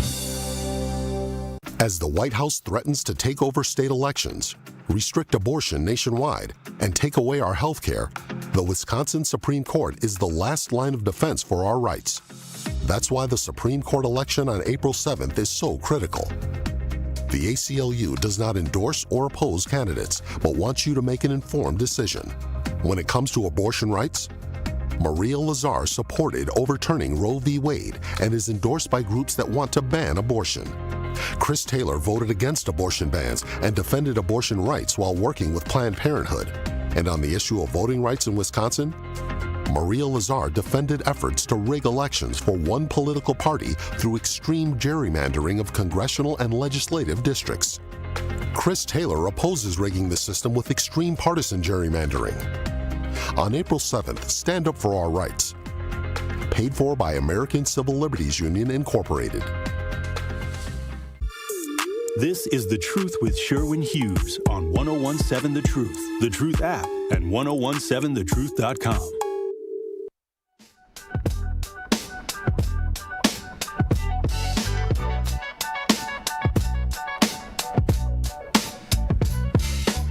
You know, Xavier, it doesn't move the needle. And there is a Trump derangement syndrome, and I try not to have it. Like, I don't like him. I didn't vote for him. I don't want him to be president. But then there are too many people that cling to every single thing he says and every single thing that he does, and they follow it like up to the minute, and he lies. He's now starting to blame Pete Hegseth for the war, so Pete Hegseth is now going to get fired. That's going to upend everything. He's lying about having negotiations with Iran. Iran's like, dude ain't talked to nobody in this whole country, and he's doing that to manipulate the stock market, and then all of a sudden people are buying oil futures, and the next thing you know, Donald Trump says, oh, we're not going to, pursue military action with the Straits of Hormuz, and then all the oil futures investors make a whole bunch of money. It is literally one lie after another. And other than like individual content creators that live, like the best news right now is from South Korea. Even Al Jazeera has been co-opted. All American news sources have been co-opted, CBS, NBC, because Donald Trump has privately threatened to pull all their FCC license if they say anything negative about him or about the war. So it's too much. It'd have to be like a full-time job. And if I focused all my time on what Trump is doing, Milwaukee will still suffer and burn. Because at the end of the day, we have a local community here that still needs to exist and coexist. While Trump is president, if Kamala Harris was president, Gavin Newsom gets elected president, I'm going to interview him. I can't tell you when, but he's also going to be coming to Wisconsin. Don't tell anybody I told you that, because Gavin is going to get a little bit of a head start. I'm trying to get him in studio. You like Gavin Newsom? I want somebody that's going to win. This is not about, I think where Democrats fall flat is Democrats fall in love, where Republicans fall in line. I want whoever is going to win. I can like somebody, and if they're going to lose, I ain't going to vote for them. Like, I don't vote based on, we can't let another Republican win because now we are in an era of Republican leadership that is damaging to other people. Like, financially, socially, academically damaging. I need a Democrat that's going to win. Thought Kamala was going to win. She didn't win. If I had a chance to vote for her again, would I? Nope. Because she didn't win. Vote for? I don't know. You'd have to give me some choices. We didn't really have. Well, we were put in that situation because Kamala was the vice president, and you don't. It would have been more racist to have a primary when you have the heir apparent that was picked by the president. Like, you don't skip over or give other people opportunities. When the president who won the election selected Kamala Harris, she technically is the heir apparent. But we also thought that Americans would be like, all right, fine, we messed up with Hillary. You know, Trump put a whole bunch of conservative Supreme Court justices on the bench, and then next thing you know, they overturned Roe versus Wade. And it's crazy because they were each asked during their confirmations. He put 3 people on the bench. Amy Coney Barrett, Brett Kavanaugh, and another fella. The Silver Fox, that's what I call him. It's the third person he put on the bench. They were all asked, are you going to overturn Roe? That is considered settled law, and we won't touch it. And then get on the bench and they overturn Roe versus Wade. So naturally, Democrats being logical said, all right, well then if women's health care rights are being impacted, it would make sense to get someone who could actually get pregnant or have an abortion. Let them lead the country for once, right? Nope, because white women were like, nah, we don't trust her. So whoever can win. Shenanigans happen? I think she was a lot less popular. I was clearly biased. And when you're biased the way I am, you don't see clearly, right? Yeah, of course, she had some shortcomings, a bunch of them. We should have known when she dropped out of the, when did she ran in 2020, she dropped out of the primary. Did she run in 2016? She ran in 2020, but she dropped out. I think she only got like 1%. Yeah, she didn't do very well. We should have known there. But Joe Biden did a solid for black women that people still don't even see. Joe Biden put the first black woman on the Supreme Court. Joe Biden selected a black woman to be his vice presidential running mate. Right, first time you got a black woman, one heartbeat away from the presidency, and Joe Biden was old. He could have won at any time. And then he also proposed student loan forgiveness. Why do you think he did that? For the same reason why Barack Obama went so far for the Affordable Care Act, and we still don't get this. Barack Obama can't say, hey, I'm a president for black people and I want to help black people, because they would have lambasted him for that. He looked at where black people were struggling more than anywhere else, and it was health care.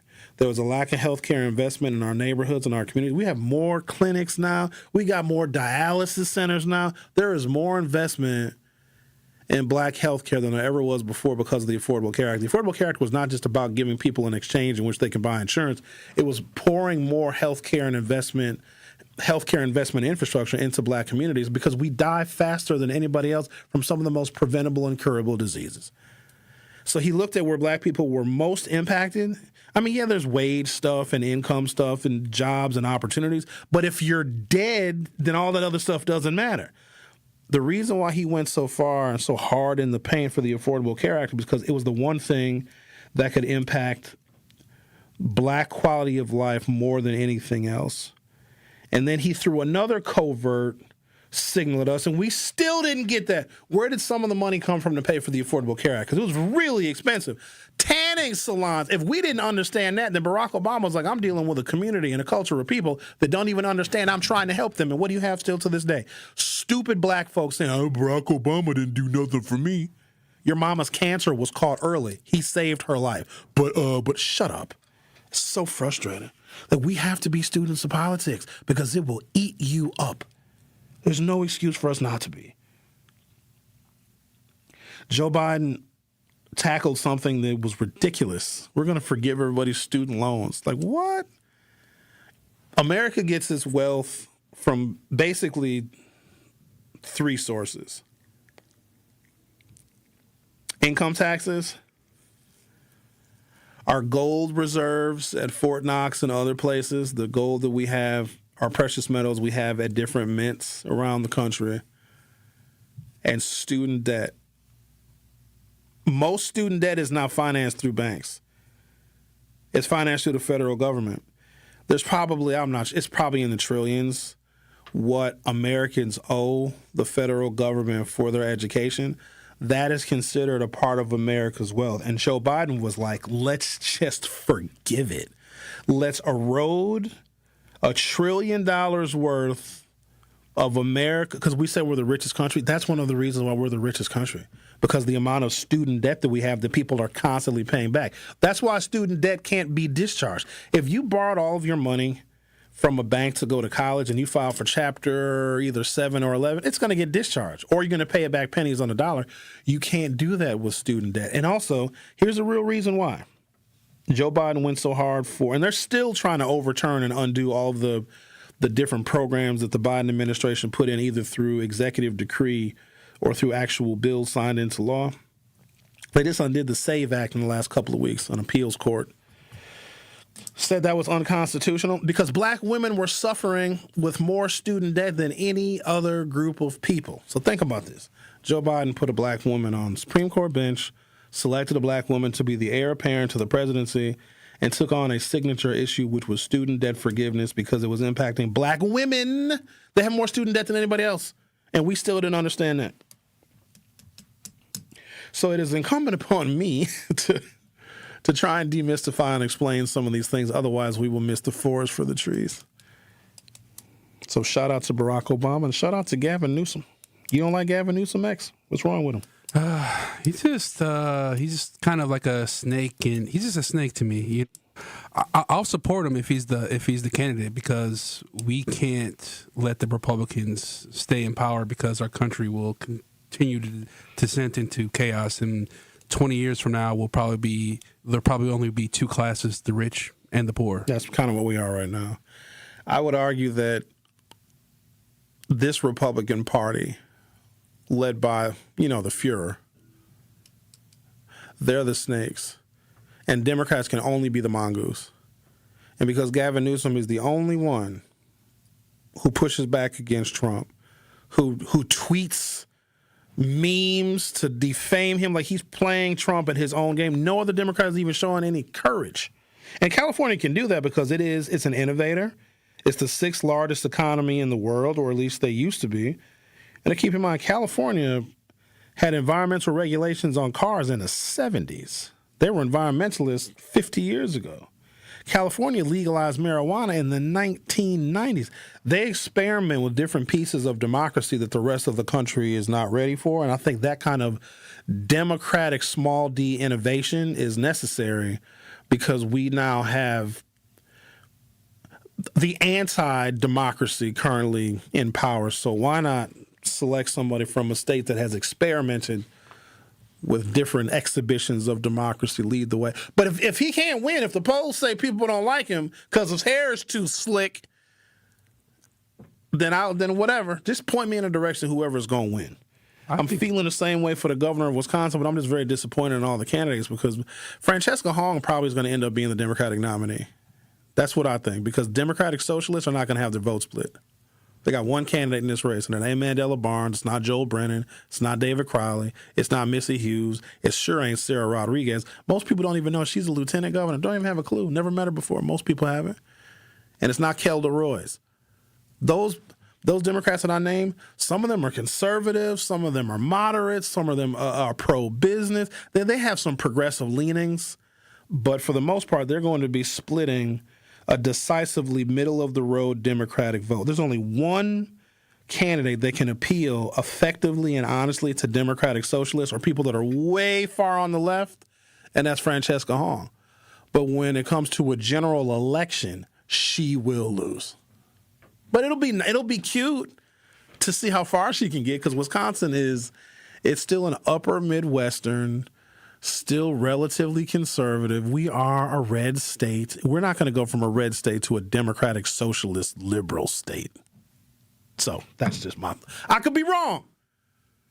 Maybe the small, petite Asian single mother beats the establishment Republican who's probably going to raise and spend $60 million on the rate. Maybe. You never know. Stranger things have happened. The Truth with Sherwin Hughes will be right back. You are listening to The Truth with Sherwin Hughes on 1017 The Truth app, and 1017thetruth.com. Milwaukee, this is the night you don't want to miss. The Analysis Live is back, March 27th at the Riverside Theater in downtown Milwaukee. You never know who's going to step on stage. The Analysis has shocked the crowd in past years with surprise appearances by Giannis and Stephen A. Smith. This year, Ric Flair headlines The Analysis Live. The WWE legend, the Hall of Famer, the Nature Boy. You know there will be plenty of surprises. Friday night, March 27th at the Riverside Theaters. Lock in your tickets now. TALiveshow.com. That's TALiveshow.com. Good Karma Brands is proud to be an equal opportunity employer, providing equal employment, development, and advancement opportunities to all teammates and applicants. To learn more about careers with us, please send an email to talentacquisition@goodkarmabrands.com. That's talentacquisition@goodkarmabrands.com. You served behind the desk. You served in combat. You did 4 years and got out. You were drafted. You gave 20 years. You gave exactly what your country needed. And so did you. When you raised your hand and swore an oath to your country, when you put your name on a dotted line, you became part of only 1% of Americans who did the same. You are a veteran. You are a veteran. You are a veteran. Because no matter when, where, or how you served, you made a sacrifice for your country, and you deserve support. If you're struggling with life after service, don't wait. Reach out. Reach out to a loved one, to a fellow veteran, to VA. Find resources at va.gov/reach. Brought to you by the United States Department of Veterans Affairs and the Ad Council. Teachers are dynamic leaders, shaping a new generation. They bring a variety of perspectives from diverse backgrounds, innovating how they teach to prepare students for our fast-changing world. Achieving this takes skill and expertise. They're tireless explorers, creatively discovering a universe of solutions, telling stories, experimenting, inspiring, mentoring, connecting cultures, and connecting with each other. Leading by example. Experience the unique joy of helping students thrive. Teaching is a journey that shapes lives. Are you ready to begin? Explore teaching at teach.org, a campaign supported by the U.S. Department of Education, teach.org, and 1 million teachers of color. This is The Truth with Sherwin Hughes on 1017 The Truth app, and 1017thetruth.com.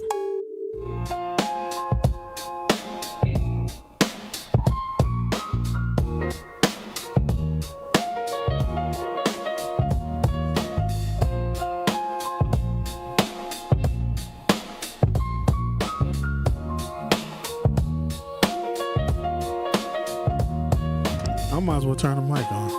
See, it keeps going to this menu right here, and I want, because if I gotta look, there you go. Clock, how'd you get that? I couldn't find it. Right there. Boom. Got my time back. Let me turn this music down. Thanks, Zach. Don't try to duck. You already been on the camera, dog. You need to chill out. Ain't nothing wrong with getting a little shine. All right, where we at? We made some progress. I think my algorithm is just showing me things that are going to get me angry. Because I recently rejoined TikTok. It's so good. It's so good. So if I get unbiased information about the war, it's probably from TikTok. But here's the problem. I don't know who any of those people are. It's just a bunch of people saying stuff that makes a lot of sense, because it's contrary to the narrative that we're getting here in the United States. For the first time in my life, I am more likely to believe other media and other reporting coming from outside the United States more than I believe the United States media. especially when some good stuff. No, don't, because I get overwhelmed with stuff, and like you're really into this stuff. I'm into it. I know it's not good. It's. I'm not gonna send you Alex Jones type of stuff, but I'll send you like some breaking points, some Centeo news, like some good stuff that's not biased. Send it to an email address that is optional for me to check, because I get so much stuff. I can't even keep up with the emails I get from this place. I'll send it to your Gmail. I get so many emails, because here's what I'm thinking. I'm a part-time employee, like for real. I'm done at noon. Okay, I'm not a full-time employee. Email me part-time. Don't email me full-time stuff. You know what I'm saying? Because because I can't read my email. When am I going to read them? When I'm not here? That's wage theft. If I'm not on the clock, do y'all do that? Do y'all do work stuff when you're not on the clock? Okay. No, I do not. Yeah, you're not supposed to do that. It's wage theft. Now, there's some businesses that expect you to not have a life except for the life they give you. That's not good for the mental health. You know what I mean? Because then you'll get burnt out. But I get so many. And we're very communicative. Let me not talk bad about my employer for they fire me.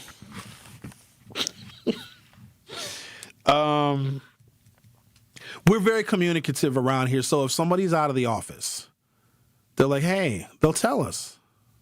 They'll tell the entire company that they're going to work from home. They're going to be out of the office. If you need to reach them, here's how you can reach them. But they tell the whole company, and it's people never even heard of them. Is that my fault? Because there's a lot of people that work here. Every time I go upstairs, I see somebody that I don't know. We have we got security here, so you have to scan to get into the door, right? And sometimes I walk in the door, and someone will be behind me. Oh, can you hold the door for me? I'm like, I don't know you, player. It's rude. I let the door close in somebody's face one day because they told us everybody's supposed to scan in individually so we can keep track of whose key card is being used. But if somebody's directly behind you, you know how disrespectful that is? They already think I'm a racist here. And it was a white lady. I didn't know if she worked here or not because, because I enter in upstairs. And you got the Hers in college right there. And sometimes the Hers in college people walk into the side door, which is near our side door on the second floor here. And I didn't know who this white lady was. She had a big old purse and a backpack and a water bottle, and she was a lot. I was like, I definitely would know if this woman worked here. And so she was right behind me. So I scanned in and I closed the door behind me because I didn't want this imposter to walk in here. And then I heard her scan the door, and she was like, oh. I was just like, damn. People think you're racist here? Oh, good Lord. Oh, God. Yeah. Because white everywhere. That's the one thing that I hear. Whenever a white person hears something that they don't disagree with, or a black person speaking with authority on the facts, immediately racist, because they try and put us on the defensive to get us to stop talking about the facts. So they know that because they think that calling a black person racist has the same effect on us that it has on them. Because even racist white people don't like to get called racist. Like, oh, I'm not a racist. I have black friends. I mean, yeah, they clean my house once a week, but they're still my friend. So they think by calling us a racist that it shuts us down and we immediately get defensive. No. You call me a racist, you're probably just dumb. I shouldn't say dumb. Because they're victimized, too, by disinformation and misinformation, and they have been lied to and led astray when they were taught history as well. They were taught that they always go first. They get the benefit of the doubt. They won all the wars. America's top dog and supreme. America's losing a war that we started, and now Donald Trump is over here talking ceasefire because we simply cannot continue. He is making up stories that we are in negotiations with Iran. Iran said the war isn't over until a couple of things happen. The whole American presence from the Middle East is completely removed, and the United States pays Iran back for all the damage we did through the bombing campaign, and Israel no longer exists. That's when the war is over. And so for Trump to say, we're having really good talks, they came out, and I believe Iran state media when they said, we haven't spoken to anyone nor will we until our demands are met. Because remember, we started this campaign. They get to finish it. Also, America and Israel keep blowing up all the negotiators. Israel they got some medicine last night. There was a major bombing camp. You don't even hear about that. Every now and again, if you search hard enough and deep enough, you might find a little bit of content that shows the missiles raining down on Israel. But isn't that unusual that 90% of the news that you get is about the bombing campaigns and the missiles being fired at Iran and Iranian forces and Hezbollah? You never hear. Man, they got some real bad missile weather in Israel. Well, they arrested people that post that. You know that, right? Oh, yeah. They do have some. They arrested them. Freedom of speech, right? No, they don't have freedom of speech. They do have free health care, so I don't worry about them. They'll be fine. Israel, yeah, they're good. They go to the doctor. I mean, we pay for everything. They got a little bit of an economy. It's crazy because Israel is poor. Not only is it poor, it's everyone that's there for the most part isn't from there. And what the ultimate strategy is to make Israel so unlivable that people just go back to where they came from. Them people, they weren't born there. They just kind of. You didn't see the airports after the first bombing campaign? Probably not.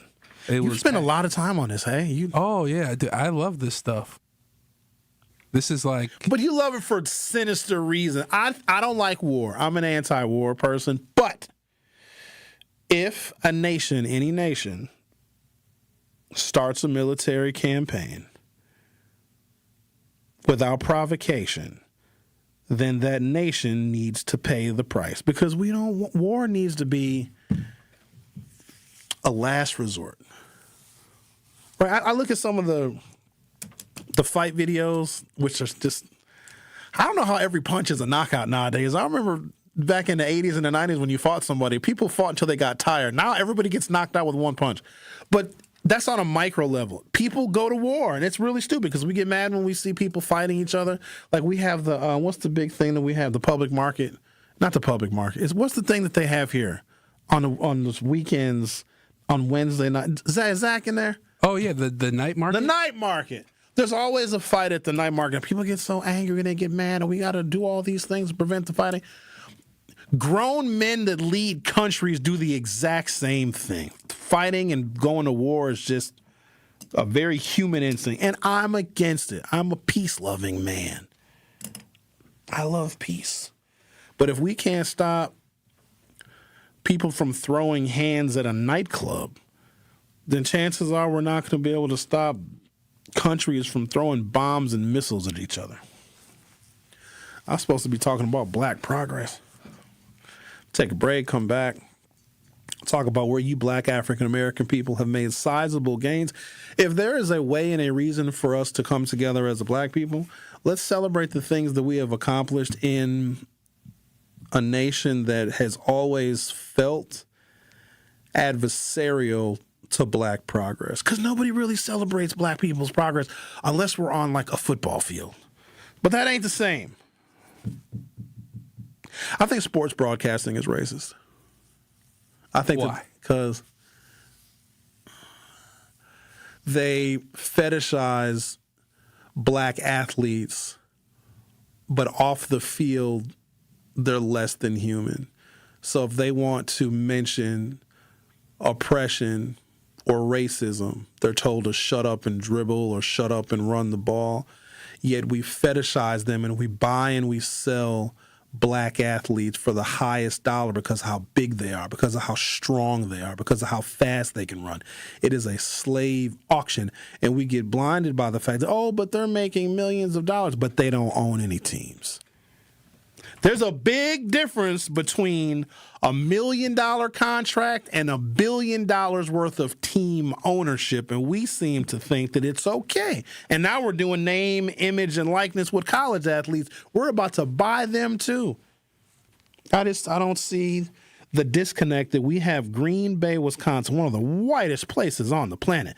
My God, do they love those Packers. But as soon as they take that uniform off, you N-word. You're an N. Grr. The Truth with Sherwin Hughes will be right back. You are listening to The Truth with Sherwin Hughes on 1017 The Truth, The Truth app, and 1017thetruth.com. Brew Crew Tuesdays are back on March 31st. Curio sends it deep to left, and there she goes. Catch the Brewers on local TV as they battle the Tampa Bay Rays. And Yelich launches one deep right center field. Forget about it. Oh, my goodness. Third deck. This edition of Brew Crew Tuesdays is presented by Delta Dental of Wisconsin. Tune in March 31st at 6:40 on Fox 6 in Milwaukee or check your local listings to watch the game. Hi, this is Sherwin Hughes from 1017 The Truth, and I want to talk to you about something bigger than just buying a house. I'm talking about building a legacy. Owning a home isn't just about four walls and a roof. It's about giving your kids a place where memories are made, where birthdays are celebrated, and where they always belong. It's about planting roots, knowing your neighbors, waving from the porch, and being a part of a community that feels like family. If you've been renting and wondering if home ownership is even possible, Axe Housing is here to work with you. An Axe Housing coach will help you create a plan, a budget, and move step by step toward owning a place you can truly call your own. They've already helped over 4,000 families become homeowners, and many are paying less than they were paying for rent. Don't let where you are today stop your families tomorrow. Start your journey at axehousing.org. That is ACTShousing.org. Your legacy begins at home. The legendary Broadway show is back. The Wiz. The Chicago Sun-Times raves. It's an eye-popping, high-intensity revival.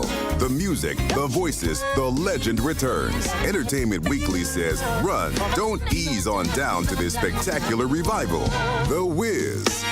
Playing the Marcus Center, March 24th through 29th. Tickets at marcuscenter.org.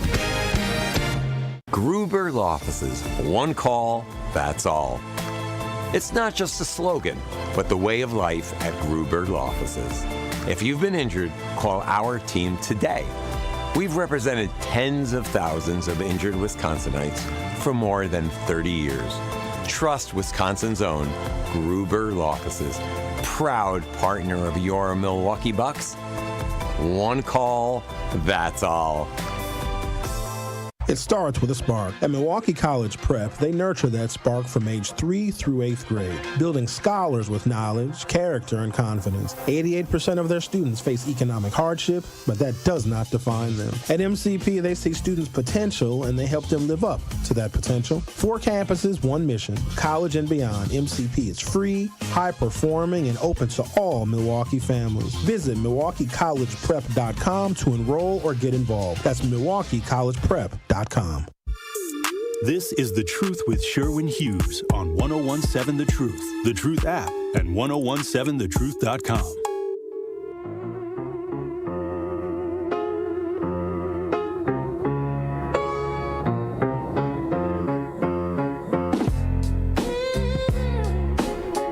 Make sure you stay tuned to The Truth with Sherwin Hughes, because guess what we're going to do, because we love you so very much.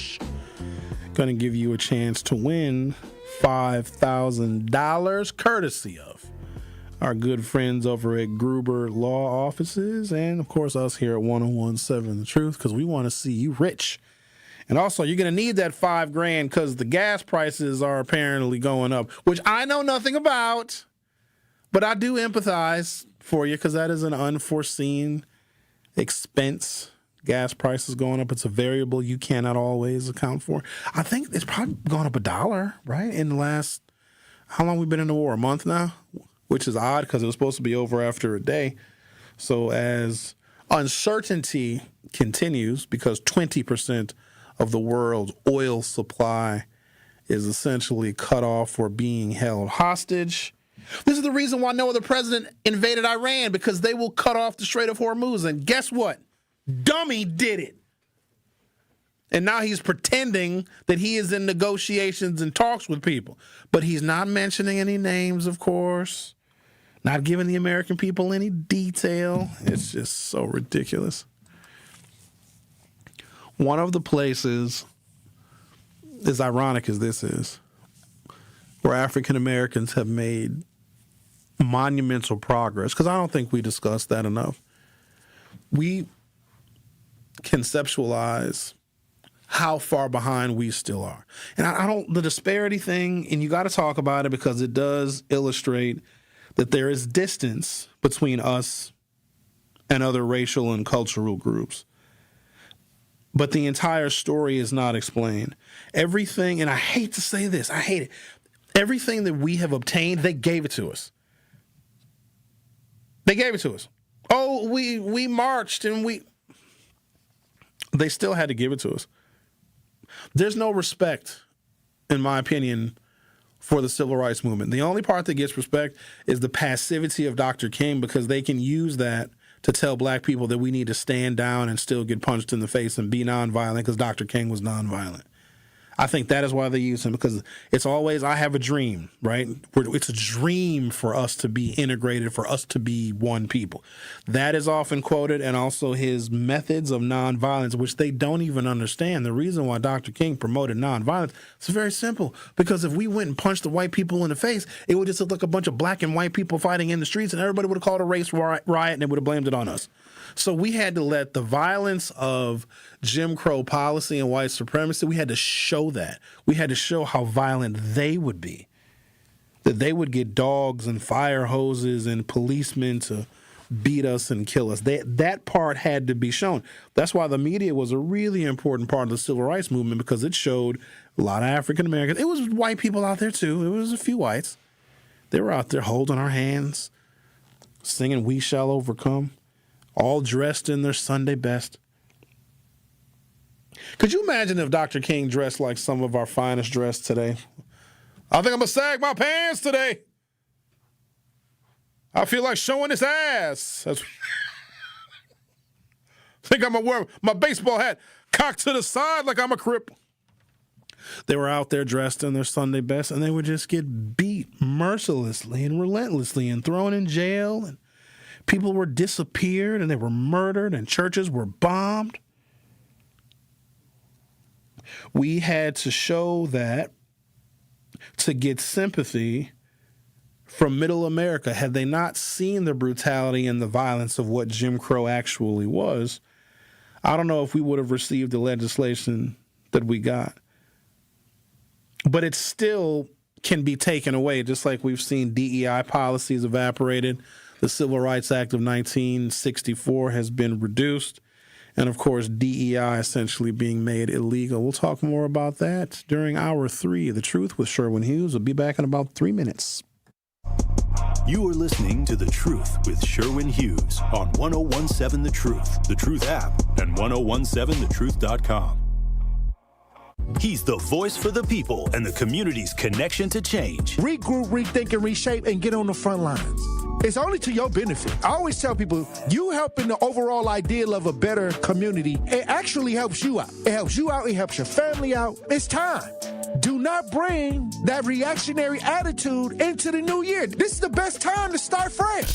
This is the plot. They plot this out, and it's been going on for years. This is normal. This is the way it is. This is where we are right now. It's all buddy-buddy. And if you're not a part of the friend situation, you're not getting in. They don't want nobody getting in and seeing where the messy. That's why I'll never get in.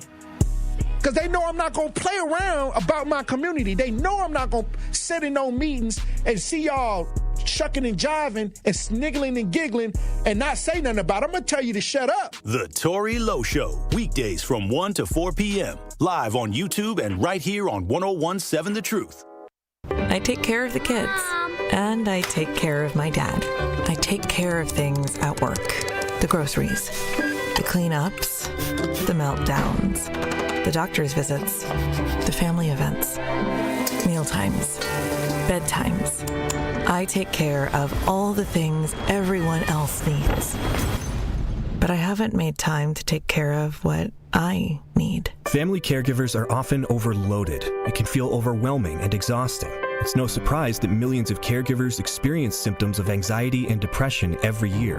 But help is available, because there may only be one you, but you don't have to do it alone. Head to mentalhealthcareworks.org. That's mentalhealthcareworks.org to learn how to get the support you deserve, because mental health care works when you make the call. If you're experiencing a mental health crisis or thoughts of suicide, dial 988, a message from the American Psychiatric Association Foundation. We asked parents who adopted teens to share their journey. There are many times I thought, I can't do this. I mean, what parent isn't worried about? What am I not doing right? What am I not doing enough? And then I realized, wait, that's being a parent. Don't worry about being perfect. I've had around 3 other mother figures in my life, but only one of them has taught me how a mother loves. The greatest reward for me is he makes me better every day. I would tell a family considering adopting a teenager that teenager, whoever it is, needs you, and they need what you have to offer. Taylor's given me hope. He's our son, and that is what he will always be. Learn about adopting a teen from foster care. You can't imagine the reward. Visit adoptuskids.org to learn more. A message brought to you by Adopt US Kids, the U.S. Department of Health and Human Services, and the Ad Council. You're listening to the new 1017 The Truth, founded in partnership with Associated Bank. Your money works here. 1017 FM, 1510 AM, WGKB Waukesha, and W269DL Milwaukee, a locally owned Good Karma brand station. More of The Truth with Sherwin Hughes is next on 1017 The Truth, The Truth app, and 1017thetruth.com.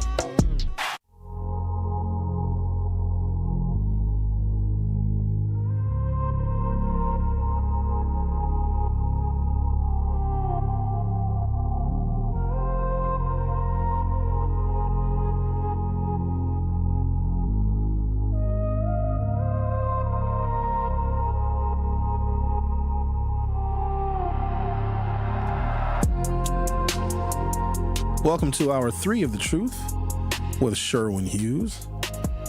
I started the show talking about how discrimination should be legal. Isn't that crazy? I mean, people are doing it anyway. Why not make transparency more available? I don't know why I'm stuck on this. I need to know. Like, don't lie to me. I'm so sick of being lied to just by these institutions and by political parties and by a president. Just be honest with me. I really promise you I can take it. Hi, are you guys open? Is your cookie bakery open? Yeah, not for you. We don't want to serve you. All right, then. I'll go get cookies elsewhere. How mad could I really be? Are the cookies that good? I can bake my own cookies. No, we don't want you in here. We're going to refuse your service. All right. Any particular reason? Just don't want you in here. You might scare away our other customers. Fair enough. We would get very angry at that. And here's what's crazy. Think about what we're fighting for. I just want to do a snapshot of this because I can't let it go. There are places that don't want some of you that are listening. There are some businesses that do not want your patronage. They don't want it. So we're offering to purchase goods or services from an establishment. Maybe it's a pizza place that sells pizza by the slice. Never understood pizza by the slice because the amount of slices that I need to be full amounts to an entire pizza. Pizza's not a snack. Pizza is an event, you know what I mean? Like, I don't think I'm going to go get a slice. Well, what do you do when that slice is done? So let's say there's a place that sells pizza by the slice. And they don't want black people in there. I'm going to use black people as an example because I'm a black people. Some black people would be so, please let me give you my money. Please, I know you don't want me in here. I know you don't like me and you don't like what I stand for. You don't like my politics. You stereotype me and you generalize me, but please, can I give you some of my money? Can I please buy some of your product, please, even though you hate me? And then we'll say, well, I'm going to sue you because if you don't let me give you my money, I'm going to sue you. I'm going to file a lawsuit. I'm going to get a lawyer because you won't let me give you my money. You won't let me give you money I don't even have. You're admitting you don't like me. You don't want to sell me your product. You don't even want the profit that I will help your business generate. And if you tell me that I can't spend my money here, I'm going to make you take my money. That's what we sound like. You can't deny me a slice of pizza. Please let me buy it, or I'm going to get a lawyer. Then you're going to have to sell me pizza. So even if you win the lawsuit, the business just now accepts your money and makes profit. I just would rather know, especially in a place where I got to trust that establishment. I'm very sensitive to restaurants because I like to go out to eat. It's a leisure activity for me. I don't really travel much, and I'm not traveling anytime soon because somebody sent me a picture of the line in O'Hare yesterday. There's no line. It's just thousands of people that are missing their flights because they can't get through TSA. Oh, also, we should know, page 159, chapter 5 of Project 2025 is to get rid of the TSA altogether and have private contractors do airport security. So this is fitting into the playbook as well. Also, you should know, because I got to touch on national news at some point, the Department of Homeland Security has agents and officers standing around in airports. Here's what's crazy. They are not helping move people along. They are not helping get people through security. They are just standing there making the airports even more crowded. You don't got to believe me. You can go and look this up.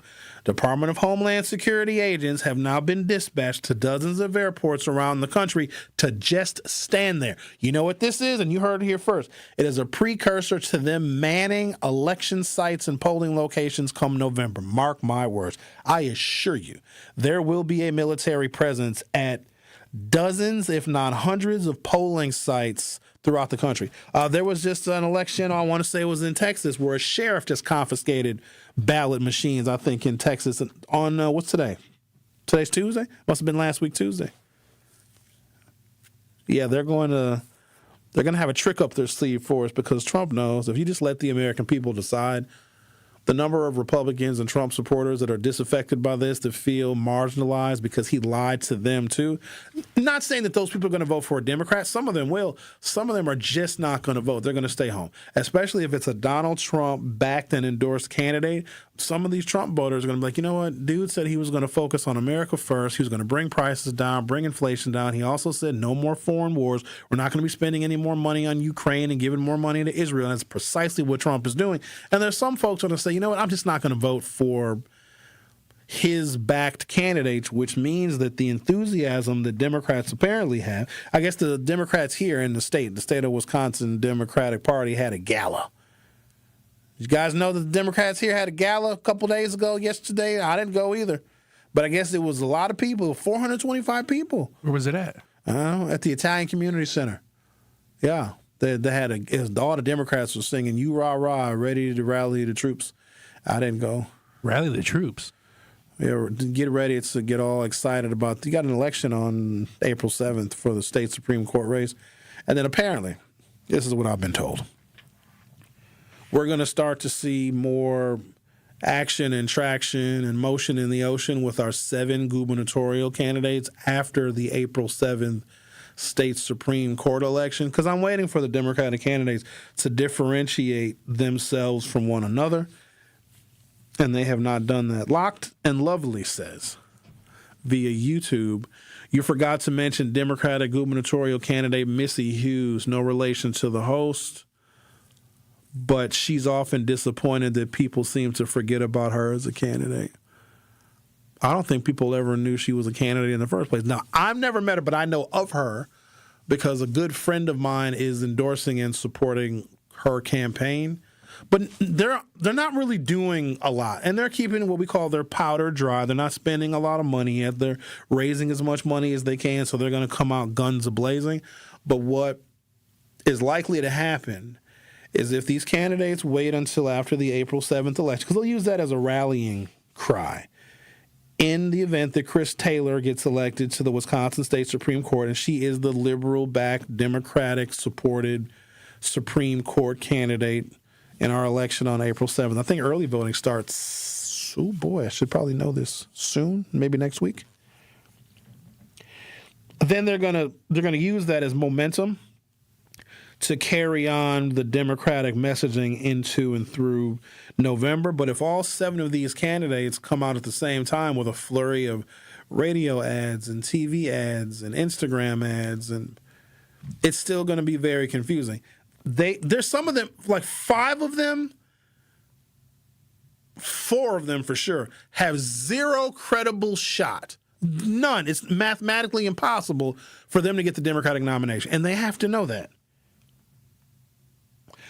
There will be polls that will be done. I think the last poll that came out had Francesca Hong at like 11%, Mandela at 10%. That's still a really low percentage, but also voters weren't really paying attention to what was going on here in our gubernatorial race. That was probably about a month or so ago.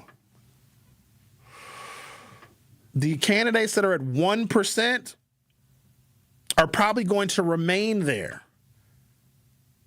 because they're not going to be able to raise the money to buy the ads to get people to know who they are. But here's who I feel, if I feel sorry for a candidate, it's the current Lieutenant Governor, Sarah Rodriguez, which most of you don't even know. Some of y'all still think Mandela Barnes is Lieutenant Governor. His campaign is likely going to overshadow that of the current incumbent Lieutenant Governor that won in 2022 because she ran alongside Governor Tony Evers. Now, she's got a bit of a fundraising advantage. She should have a little bit more name identification. She also has appeared on a ballot in all 72 counties in the state of Wisconsin, but I just don't think she's all that well known. I don't think I've ever met her before. In fact, I know I haven't met her before, which doesn't, like, who the hell am I, right? I used to be a big deal. Not anymore. But there's far too many of them in the race, and on the Republican side, there is no primary. Tom Tiffany, who is a member of the House of Representatives and who is endorsed and supported by Donald Trump. Trump made that endorsement very early, so he basically would be Donald Trump light here leading the state of Wisconsin. Let's also be mindful of the fact that the Republicans have a majority in the state assembly and the state senate. They would have a perfect trifecta if they, in fact, got the governor's office. So the 7 Democrats that are in the race, at some point they're going to have to start going after each other, tearing each other down, challenging each other's leadership and their resumes and their accomplishments. They're going to say really negative stuff about each other because that is what campaigns are. Tom Tiffany has no one saying anything negative about him because he doesn't have a primary. Usually the most visceral arguments and debates are amongst people of the exact same party. Let me give you an example. When Donald Trump first ran and he announced he was running in 2015, look at how he treated his fellow Republicans on those debate stages. He disrespected them. He talked about their wives. He talked about their families. He gave them nicknames. He just went through them one by one until they literally surrendered. And here's what's crazy. Not only did Donald Trump embarrass far more accomplished Republican candidates for the presidency, he embarrassed them so bad that they dropped out of the race and ended up endorsing him. Let me tell you how cold Donald Trump is when it comes to this brand of campaigning. In 2024, you know how many debates he did? 0. You know how many campaign events he showed up to? 0, because he didn't have to. Imagine being a professional sports team and you don't even got to play the regular season. You just automatically play one game, and that's the national championship. Could you imagine that? Just sitting out for the regular season. All the other teams are playing each other, but you know that you're going to advance to the end, so you don't even waste your time, effort, and energy playing in the regular season. You just wait till the Super Bowl. That is just wild to me. Because if Donald Trump isn't on stage, and he wasn't in those different Republican debates in 2024, then nobody can beat up on him. I mean, they could, but it wouldn't do any good because he wasn't there. That was crazy. Oh, look who's on line one of our friends. Hello, Al. How are you doing today? Well, I'm doing fine. I know you said, some black people get upset when don't nobody want to take their money. I think for some black people, they're mentally handicapped and they mentally stuck. But my thing is how you going to protect your restaurant and you got roaches? That's not a restaurant I want to go to and you got roaches. And then when you look at a lot of these racist people, a lot of y'all got shingles. And a lot of y'all don't even wipe y'all ass correctly, let alone wash your hands. So I don't even understand that when people get upset. Because, look, if you don't want my money, I'm not going to ask you to take my money because my money is not for you, okay? Okay. You know what I mean? I know 100% what you, at least you agree with me, Al. Yeah, I don't understand it. And then I see your post, you know, some people say things would have been better during segregation. How would segregation be good now? When you got all these double agents, how you going to say you for black people, but you vote for a devil who don't like your black ass? Where they do that at? I don't get it. I think right now people just want some type of growth, and it's like, please let me sit at the table.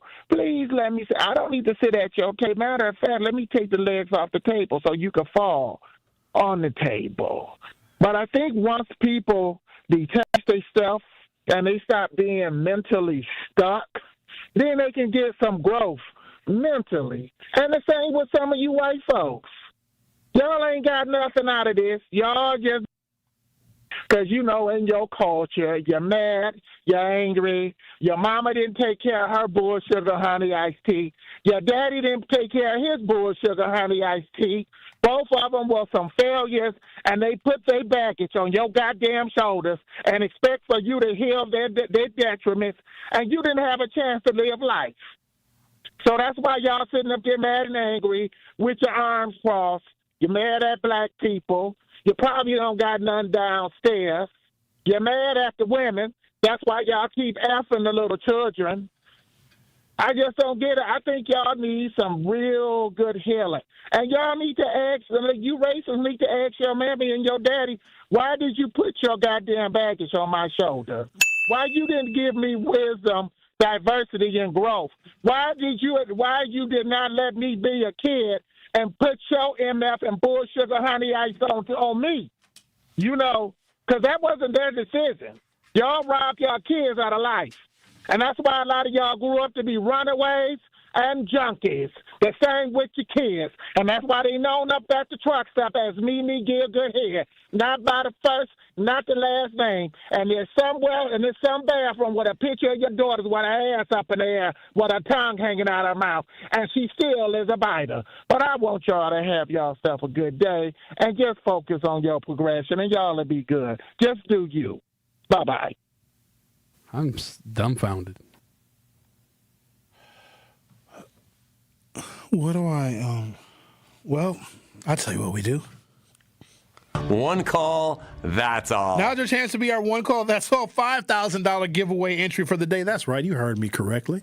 We're going to enter you to win $5,000 courtesy of Gruber Law Offices. We'll take call number 7 at 833-212-1017. I got to get through this without laughing. Call number 7 at 833-212-1017. You'll be entered to win $5,000 courtesy of the award-winning 1017 The Truth and Gruber Law Offices. Again, call number 7 at 833-212-1017. Remember, if you or a loved one has been injured in an accident, contact Gruber Law Offices today. Visit them online at gruber-law.com. And for official contest rules, visit 1017thetruth.com. Call number 7 at 833-212-1017. The Truth with Sherwin Hughes. Will be right back. Don't touch that dial. The Truth with Sherwin Hughes will be right back on 1017 The Truth, The Truth app, and 1017thetruth.com.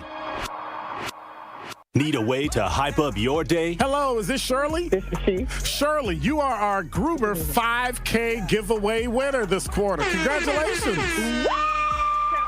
What would you do with $5,000? Going to look at buying me a pickup truck. That will be some of my down payment. Stay tuned into 1017 The Truth for your chance to be entered into the Gruber Law Office's 5K giveaway.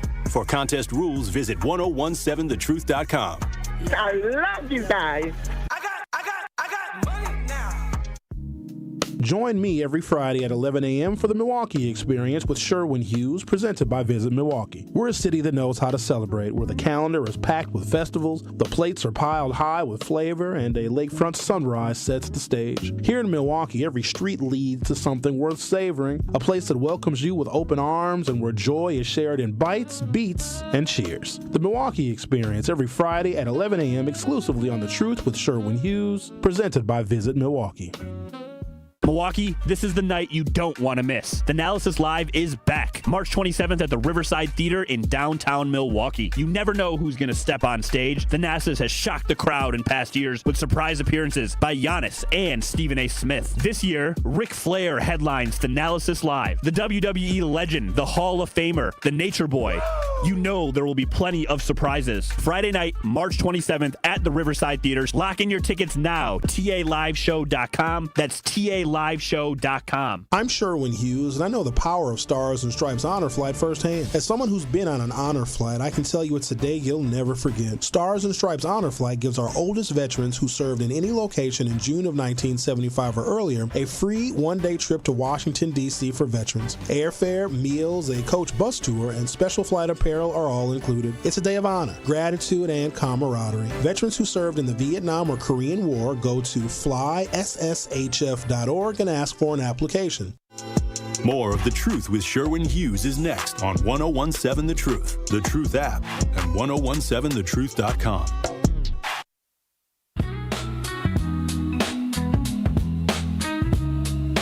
Congratulations, Deborah. You didn't win $5,000, but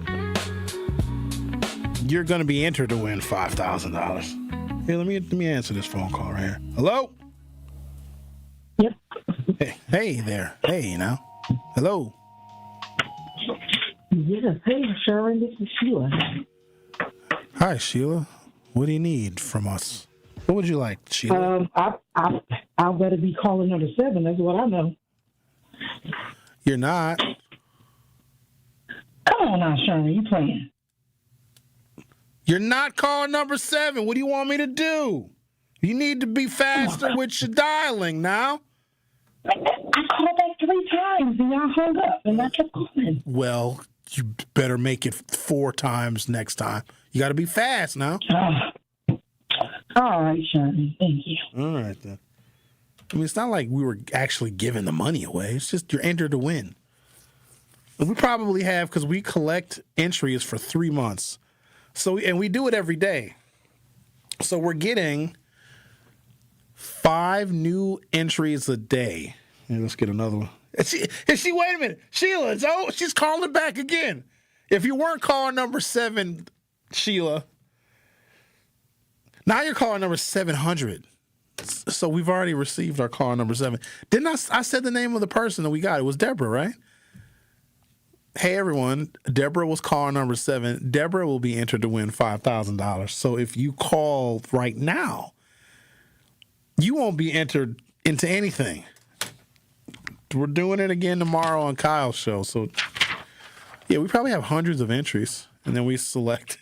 It's so fun because then we get a list of people to call. And we tell you all week that, hey, we're doing our Gruber 5K on whatever day we're doing it. And we let you guys know all week, we're going to call you. And if you don't answer the phone, we're going to call the next person until somebody answers. You can't send $5,000 to voicemail and expect $5,000 to be waiting for you. You got to answer when money calls. Jeez, every single time we do it, people decide not to answer the phone. But also, I don't know what number shows up on people's caller ID. Because I know if I get a call and I don't recognize the number, if the number is not saved, you're going to voicemail. You better leave. You better send me a text. Because if I don't have your number saved in my phone, I am not going to answer it. Because you know who it is? I'm going to tell you who it is more often than not. And they're starting to get deceptive. So all of these candidates that are running for, and it's not just governor, who are running as Democrats for the state assembly, the state senate, because I give money to candidates. And I haven't given in a while. I got a moratorium on my campaign contribution just because I'm so disappointed. They call from different phone numbers to ask me for money. And some of them are my friends. Because I'm not going to tell you who. but somebody called, and I have their number saved in my phone.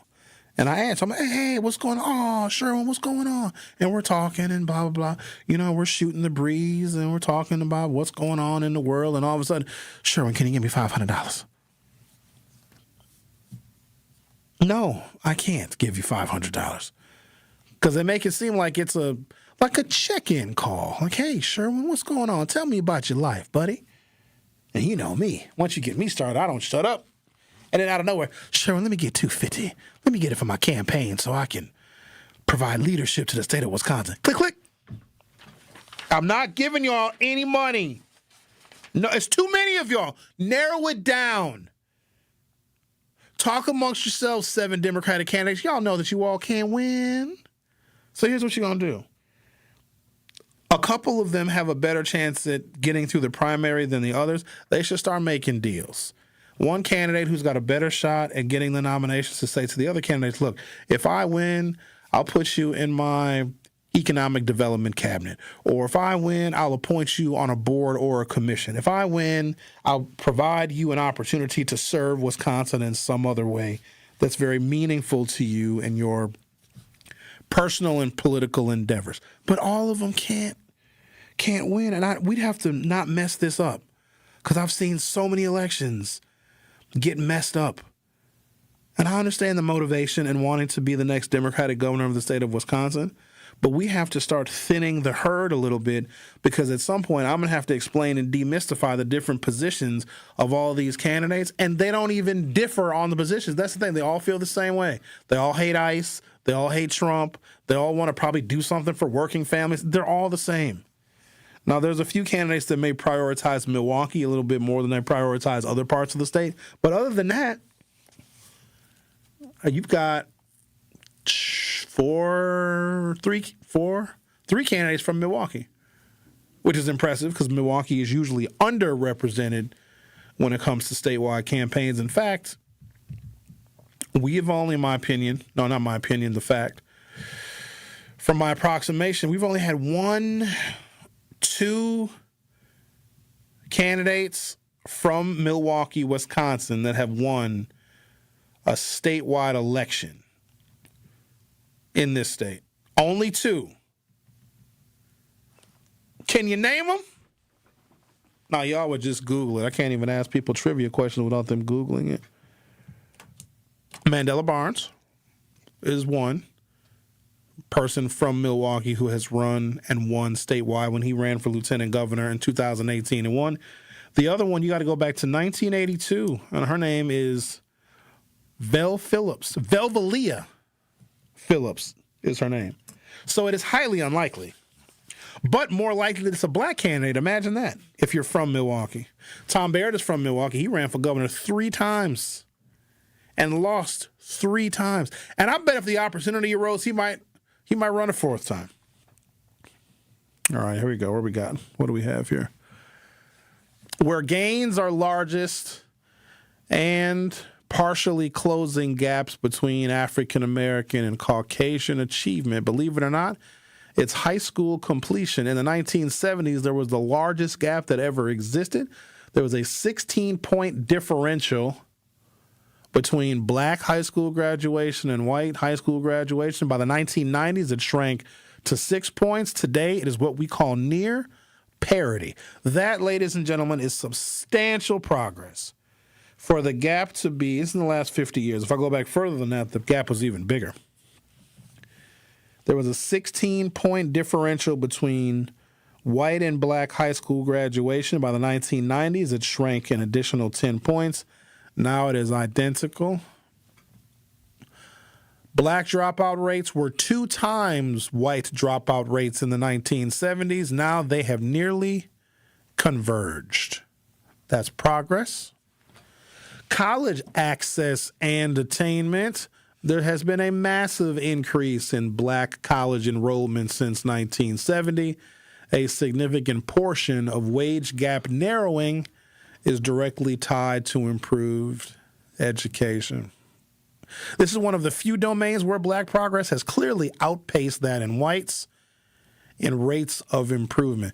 What it seems is that white people, in some of their social indicators over the last 50 years have remained the same or gone down, where African Americans have, in fact, excelled and gone up.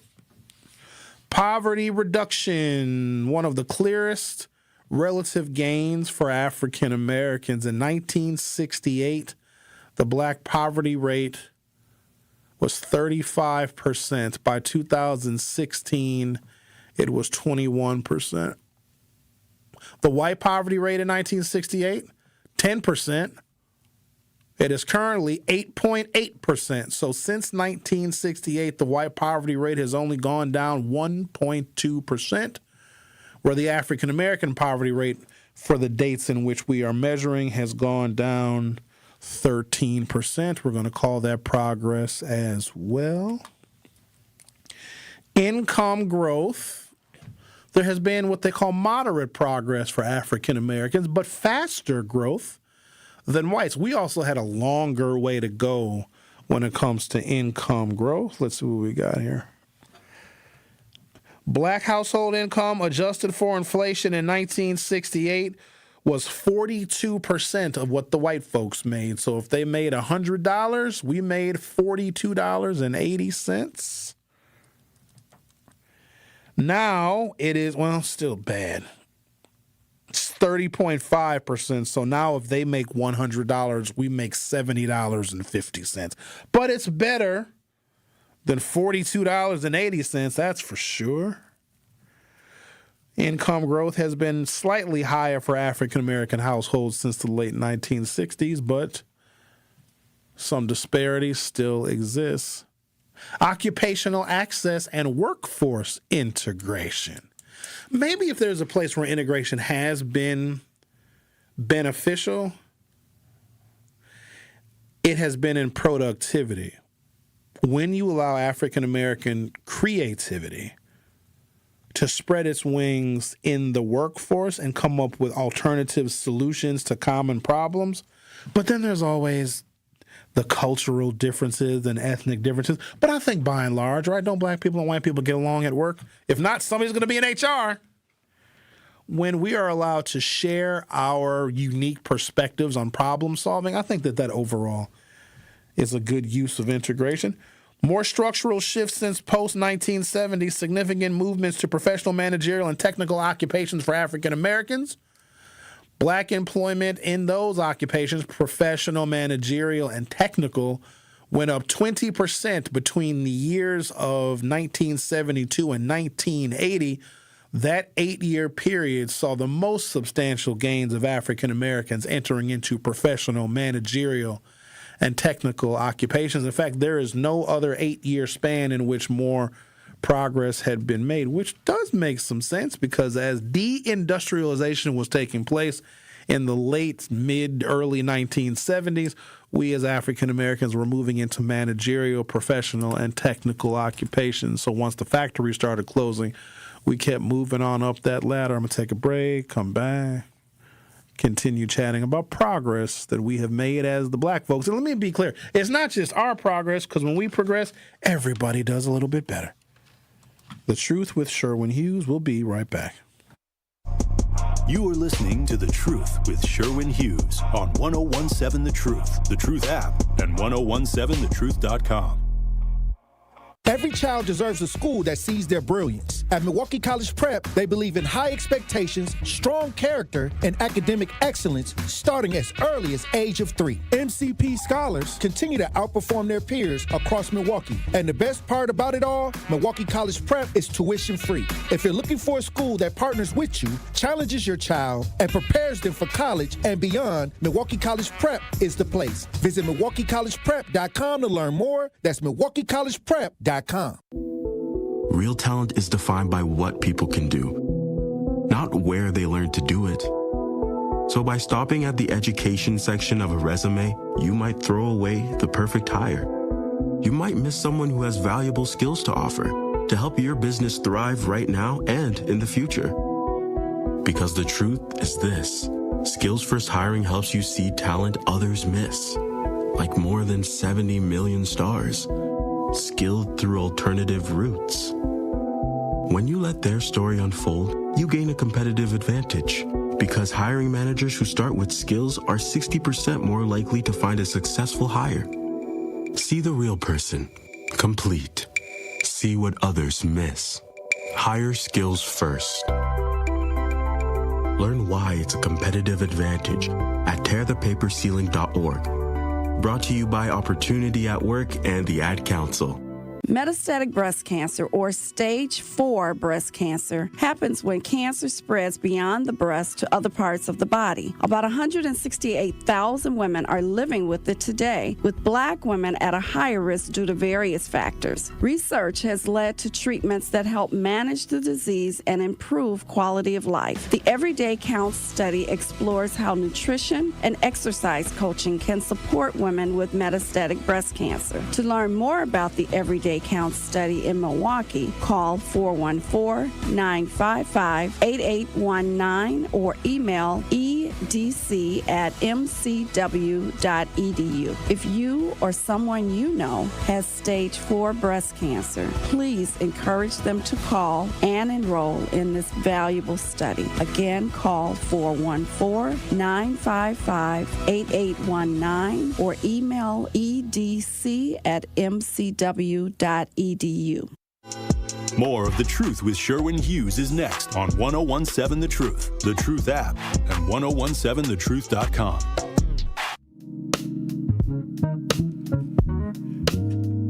Join me every Friday at 11 a.m. for the Milwaukee Experience with Sherwin Hughes, presented by Visit Milwaukee. Milwaukee is a city that knows how to celebrate, where the calendar is packed with festivals and plates are piled high with flavor, and lakefront sunrises set the stage for unforgettable days. Here in Milwaukee, every street leads to something worth savoring. It's a place that welcomes you with open arms, where joy is shared through bites, beats, and cheers. The Milwaukee Experience every Friday at 11 a.m., exclusively on The Truth with Sherwin Hughes, presented by Visit Milwaukee. The best live read ever. I got all this off-topic stuff. I just got to get all the information out there. I got so much stuff. I got too much stuff. I used to think that 3 hours was a long time to do a radio show. No, not really. Let me get this out here. Wage gap narrowing, some gains made by African Americans. And I'm giving you this information to show that there has been progress that has been made. We still need to make more, but we need everybody in the game, though. And it seems like some of our folks have checked out politically and socially. We have moved toward individualism. Everybody wants to be an individual. Everybody wants all the likes. They want all the views. They want all the shares. They want to be an individual. Everybody wants to be famous. Everybody wants to be a star. But there still has to be some kind of collective nature in moving us all forward. And it seems that there is a very decisive split amongst the African American community, because some of us are very fatigued. And we know that where a segment of our community is, they're headed for failure. They are. If we are not all on the same page, like, progress has to be front and center at the forefront of the mind of the African American that wants to be successful in this country. We do all have to work together. We don't have to agree now, but one of the ways in which we come together is that 90% of African Americans, when we vote for one political party. That's not out of stupidity. It's the smartest thing that we can do. We harness our vote and political power to where it can make the most influence. Now, some would say the Democrats are not doing enough. I'll agree with you on that, but the Republicans are pushing us in reverse. There's a big difference. You can't get to your destination if you were moving backwards to 1964, because for them, that is making America great. That's a directional reference. They want to take us backwards. At least the Democrats can articulate what the problems are. The Republicans articulate the problem like the problem is us. We also cannot expect a political party to do everything for us. What they can do is they can identify obstacles and provide policy solutions to those obstacles, but then it's up to us to continue to push forward and work your butt off. There is no way progress or success is going to be obtained without a major work ethic. And we have it. Black people work real hard. Sometimes we work harder than we should. Another way in which I have personally witnessed racism is that we make jobs competitive. Because, black people are smart. We have resumes, they have training, and we have an education as well. And we compete for jobs like everybody else, as we should. Sometimes white people get very angry when they have to compete against us because some of them think that we are less than them because they don't really know us. They see the stereotypes and the generalizations, and they apply that to the whole, and they're wondering why they're even competing against us. The other thing is sometimes we outpace them once we get the job. We make white people have to work harder because we are so competitive. And if you look at what whiteness is and how it's evolved throughout the centuries in this country, white folks were never supposed to work harder because of us. They always wanted to work less hard because of us. We were supposed to do the heavy labor and the lifting so they could have all of this leisure time. Now, we make them have to work to stay competitive and to keep their job. And if they want the promotion, they got to outpace us. And man, do they hate that. Woof.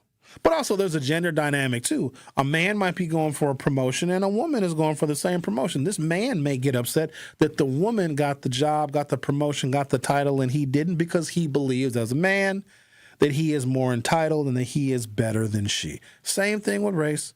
Or there could be someone whose first language is not English. They came from another country. They're a migrant. They have an immigrant background, but they're very intelligent too. They know the job very well, just like everybody else does. And if they get the opportunity, they get the title, they get the promotion, a lot of native-born Americans may say, well, that's not fair. I'm a native-born American. I should have gotten the job and the title and the promotion. But I think where it's most exacerbated is when we beat and outpace a Caucasian person, especially for a high-level position or a title. They get really, really mad at that. Also, when we date their daughters, they're not too crazy about it. They're doing it for their ancestors. I kind of want to have a conversation with white guys for a second because I think that they're not heard. They're not listened to. They're not. Hey, white guys, you out there? Of course you are. Why do you guys get so mad when it's just me and you talking? Why? We don't care when you date our women. We voted for a woman that you took. Kamala had a white husband. I mean, there was a couple grumblings and rumblings about it, but no black men really cared. We might have, in passing, done a comparison like, oh, if Barack Obama would have had a white wife, he probably wouldn't have won. Not only did Kamala Harris have a white fella, which I'm being clear, I don't care. But a lot of white men would hate Obama more if he had like a really pretty, skinny, blonde, buxom Caucasian wife. They hate that. Named Candy. They would just be irate with that. Ketanji Brown Jackson, who we love and who we celebrate, she is a pioneer. She broke a glass ceiling that a lot of us thought would never get broken. First African-American woman appointed to the U.S. Supreme Court. We celebrate that. And when she was sworn in, her Caucasian husband was right next to her. And he kissed her when she became the first African-American woman sworn in to serve as a justice on the highest court in the land. And so the picture of the two of them kissing was published everywhere because it was at her swearing-in ceremony. And the number of black women that said that was real love was astonishing to me. Could you imagine if Barack Obama, or anybody for that matter, had a white spouse and then we see the white spouse kissing the black Barack Obama? Wouldn't nobody say that was real love? They'd call that all sorts of things. But I don't know, white guys get really mad at the interracial dating. Like, they don't care if we get the women that they don't want. Then they're like, oh, please, you're helping us out. But buddy. Michael. No. No, we want the ones you want. They get really mad at that. Let's relax, everybody. Let's calm down. And black women have their preferences too. So I don't get upset at all when an African-American woman chooses a white fella because I don't feel like, oh, shucks, that's one that I lost.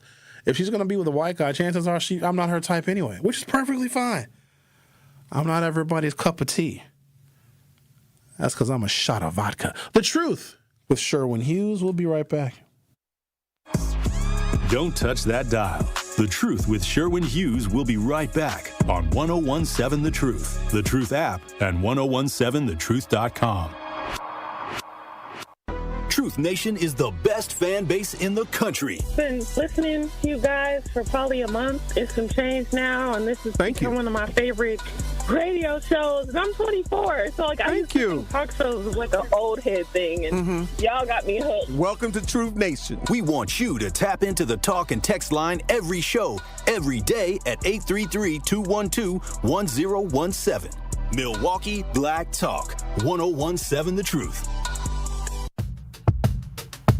Hi, this is Sherwin Hughes from 1017 The Truth, and I want to talk to you about something bigger than just buying a house. I'm talking about building a legacy. Owning a home isn't just about four walls and a roof. It's about giving your kids a place where memories are made, where birthdays are celebrated, and where they always belong. It's about planting roots, knowing your neighbors, waving from the porch, and being a part of a community that feels like family. If you've been renting and wondering if home ownership is even possible, Axe Housing is here to work with you. An Axe Housing coach will help you create a plan, a budget, and move step by step toward owning a place you can truly call your own. They've already helped over 4,000 families become homeowners, and many are paying less than they were paying for rent. Don't let where you are today stop your families tomorrow. Start your journey at axehousing.org. That is ACTShousing.org. Your legacy begins at home.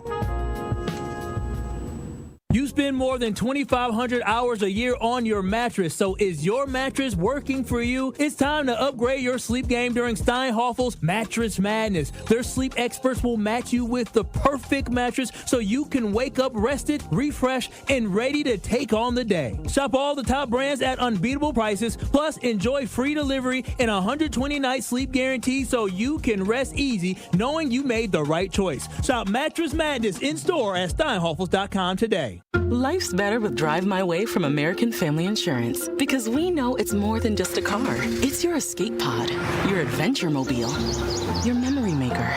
And we help protect the dreams that drive you. Personalize what you pay for auto insurance and you could save between 10 and 35%. American Family Insurance. Get a quote and find an agent at amfam.com. Products, pricing, and availability vary based on the way you purchase insurance and by state. Unsafe driving behaviors may increase your rate. American Family Mutual Insurance Company, SI, and its operating companies, 6000 American Parkway, Madison, Wisconsin. Tacos and Tequila Festival, Saturday, May 30th at Franklin Field, featuring live performances by Shaggy, Rick Ross, Genuine, Soulja Boy, Frankie J, Mims, and more. There will be craft margaritas, Milwaukee's best taco vendors, authentic lucha libre wrestling, an exotic car showcase, a Chihuahua beauty pageant, art installations, and so much more. Tacos and Tequila Festival, Saturday, May 30th. Get your tickets at tacoandtequilafestival.com. More of The Truth with Sherwin Hughes is next on 1017 The Truth, The Truth app, and 1017thetruth.com.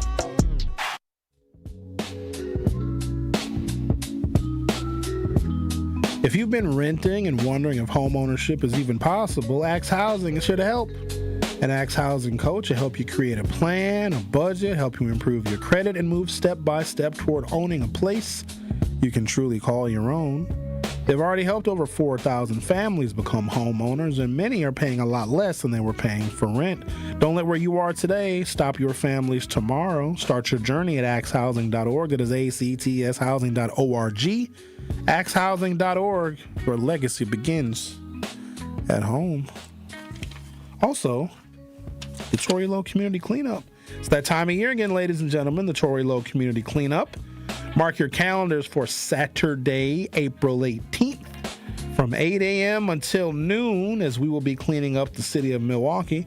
Meet us at Evolved Church, Pitts Mortuary, and or MLK Elementary School. Again, that's the Torrey Low Community Cleanup, Saturday, April 18th from 8 a.m. until noon. Bring the whole family to help clean up our city. The Torrey Low Community Cleanup is sponsored by Milwaukee College Prep, Steinhoffel's, Cousin Subs, and, as you would imagine, Waste Management. So get on out there and clean up. But don't just wait until the Torrey Low Community Cleanup. If you see some garbage on the ground, pick it up. I'd like to think that the good people, if they see garbage on the ground, they pick it up and they throw it away, even though it may not be their garbage. It may not even be in front of their house. If you see garbage on the ground and somebody has their trash bin out, just pick it up and put it in the trash bin. But you are also the people that when you go grocery shopping, you actually put your cart in the cart corral. Don't be the person that just leaves your grocery cart in the parking lot. Why would you do that? You ever drive to the grocery store and then like, oh, look, there's a parking spot, and you try to pull into the parking spot and somebody has a damn shopping cart in the parking spot? I don't like that. Don't do that. Don't do that. Be a good person. You know what I do because I'm such a good person? Because I have to make sure that I'm doing deeds to convince myself I'm a good person. When I got my grocery cart and I go to my vehicle and I put my groceries in the vehicle, and now I have the empty cart because I took my groceries out of the cart and put them in my vehicle. I don't just put the cart in the cart corral. I walk it back into the grocery store. And another thing that I do, because I'm a good person, when I go out to the restaurant, when we're done eating, I don't want to leave a disgusting mess. I know how hard servers work. I stack the plates up. You know what I mean? You make it a little easier for them, Xavier. Yeah, you're really nice. I am nice because I would want somebody to do that for me. That might help that server out just a little bit. We don't know if they're stressed or having a bad day. That is one profession where if you're angry, upset, or emotional about something that's going on in your life, you cannot show it at work because the first thing we will comment on as a diner is, ooh, our server had a nasty attitude. And we will give them less money. We will. I talk a lot about tipping, and I read something online that made me revise my strategy a little bit. And I like to be a nice tipper, but also in turn, I'm known as a nice tipper, and I get very, very good service wherever I go. If you go to a place and you tip well, they're going to take care of you. They will actually you'll get dividends from your tips. Like, oh, Mr. Hughes, we got that round. That round is on us. Mr. Hughes, we love you so very much. We got you a free dessert. Oh, thank you. Because if you treat them with respect, they oftentimes return the favor. Plus, if they know I'm coming back, they're going to make so much money off of me that it's a good investment for them to give me something free every now and again because it solidifies the fact that I'm going to continue coming back to that place and spending my money. But there was something that I read on the internet. I got to stay off this damn internet. It's starting to mess with my brain. This lady wrote this post talking about tipping. And she said she and her friend went out to eat, and they each ordered a $15 pasta. That's it. No sides, no appetizers, not even sure if they had alcoholic beverages. They ordered $15 pastas. Bill came to $30. They tipped 20%. They tipped $6, which is reasonable. A $6 tip on a $30 bill, perfectly fine. Then she remarks on another situation where she and the same friend went out and they got $150 ribeye steaks with whatever sides comes with it. Okay? Not a whole bunch of appetizers, not a bunch of additional drinks, just their steaks that were very expensive.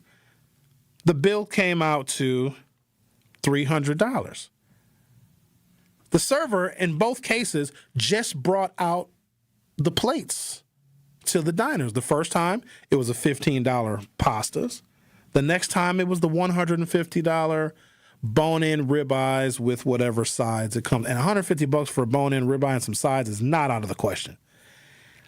And she said, if I'm paying $6 for the same amount of labor when the server brings out the $15 pasta, now that the bill is $300 and the server is doing the exact same thing, just bringing that plate with the bone-in ribeye, why is the tip now mandated to be $60 when the server did the exact same amount of work? And I was like, damn. Our tips are related to the cost of the food. not necessarily the intensification of the service, because in both cases, the server just brought a plate, set it down, checked on them a couple of times, that was that. But because the food was more expensive during the second outing, the tip was 10 times as much, but the server's labor was exactly the same. I had to rethink my life with that. Now, there are times where you might have drinks, then you'll wait a while, then you'll have appetizers that may come out one at a time. Then somebody might want to order this. Then somebody might want to order their entree and then order another entree to go. Sometimes we can really overwork a server. That makes an awful lot of sense because everyone now has to overperform. The cooks are busier, the bartenders are busier because we at this particular table are asking for a lot. Somebody's always unhappy, somebody's drink is always empty. We can run a server back and forth. In that situation, I can understand the higher and inflated tip because we're really making this individual work very, very hard. Maybe even harder for us than they are for other tables. It might be the hardest this server will work all night. You reward them for that. But if they're just bringing out one plate, in the first case it was pasta that was $15, the total bill was $30, that tip was $6, and that's not, a low amount considering the bill was only $30. That's 20%. But then in the case where the food was more expensive, but the labor on behalf of the server was exactly the same. The server just brought out the ribeye steaks and the cream spinach and the asparagus and the crab Oscar topping all on one plate. But those plates were $150 each. Why is that tip now $60? Why are we tipping? And maybe it's a rhetorical question. But our tips are based upon the cost of the food. So if you want to inflate the tips for your servers, just raise the price of the food, even though the labor in bringing the food out to the table is exactly the same. Somebody make that make sense. Now, let me be clear. I also have to maintain my brand as being a high tipper because I can't all of a sudden show up at the place that I've been showing up to for however many years being a heavy-handed tipper and all of a sudden I'm only tipping $3.19. Can't do that. I'm pigeonholed.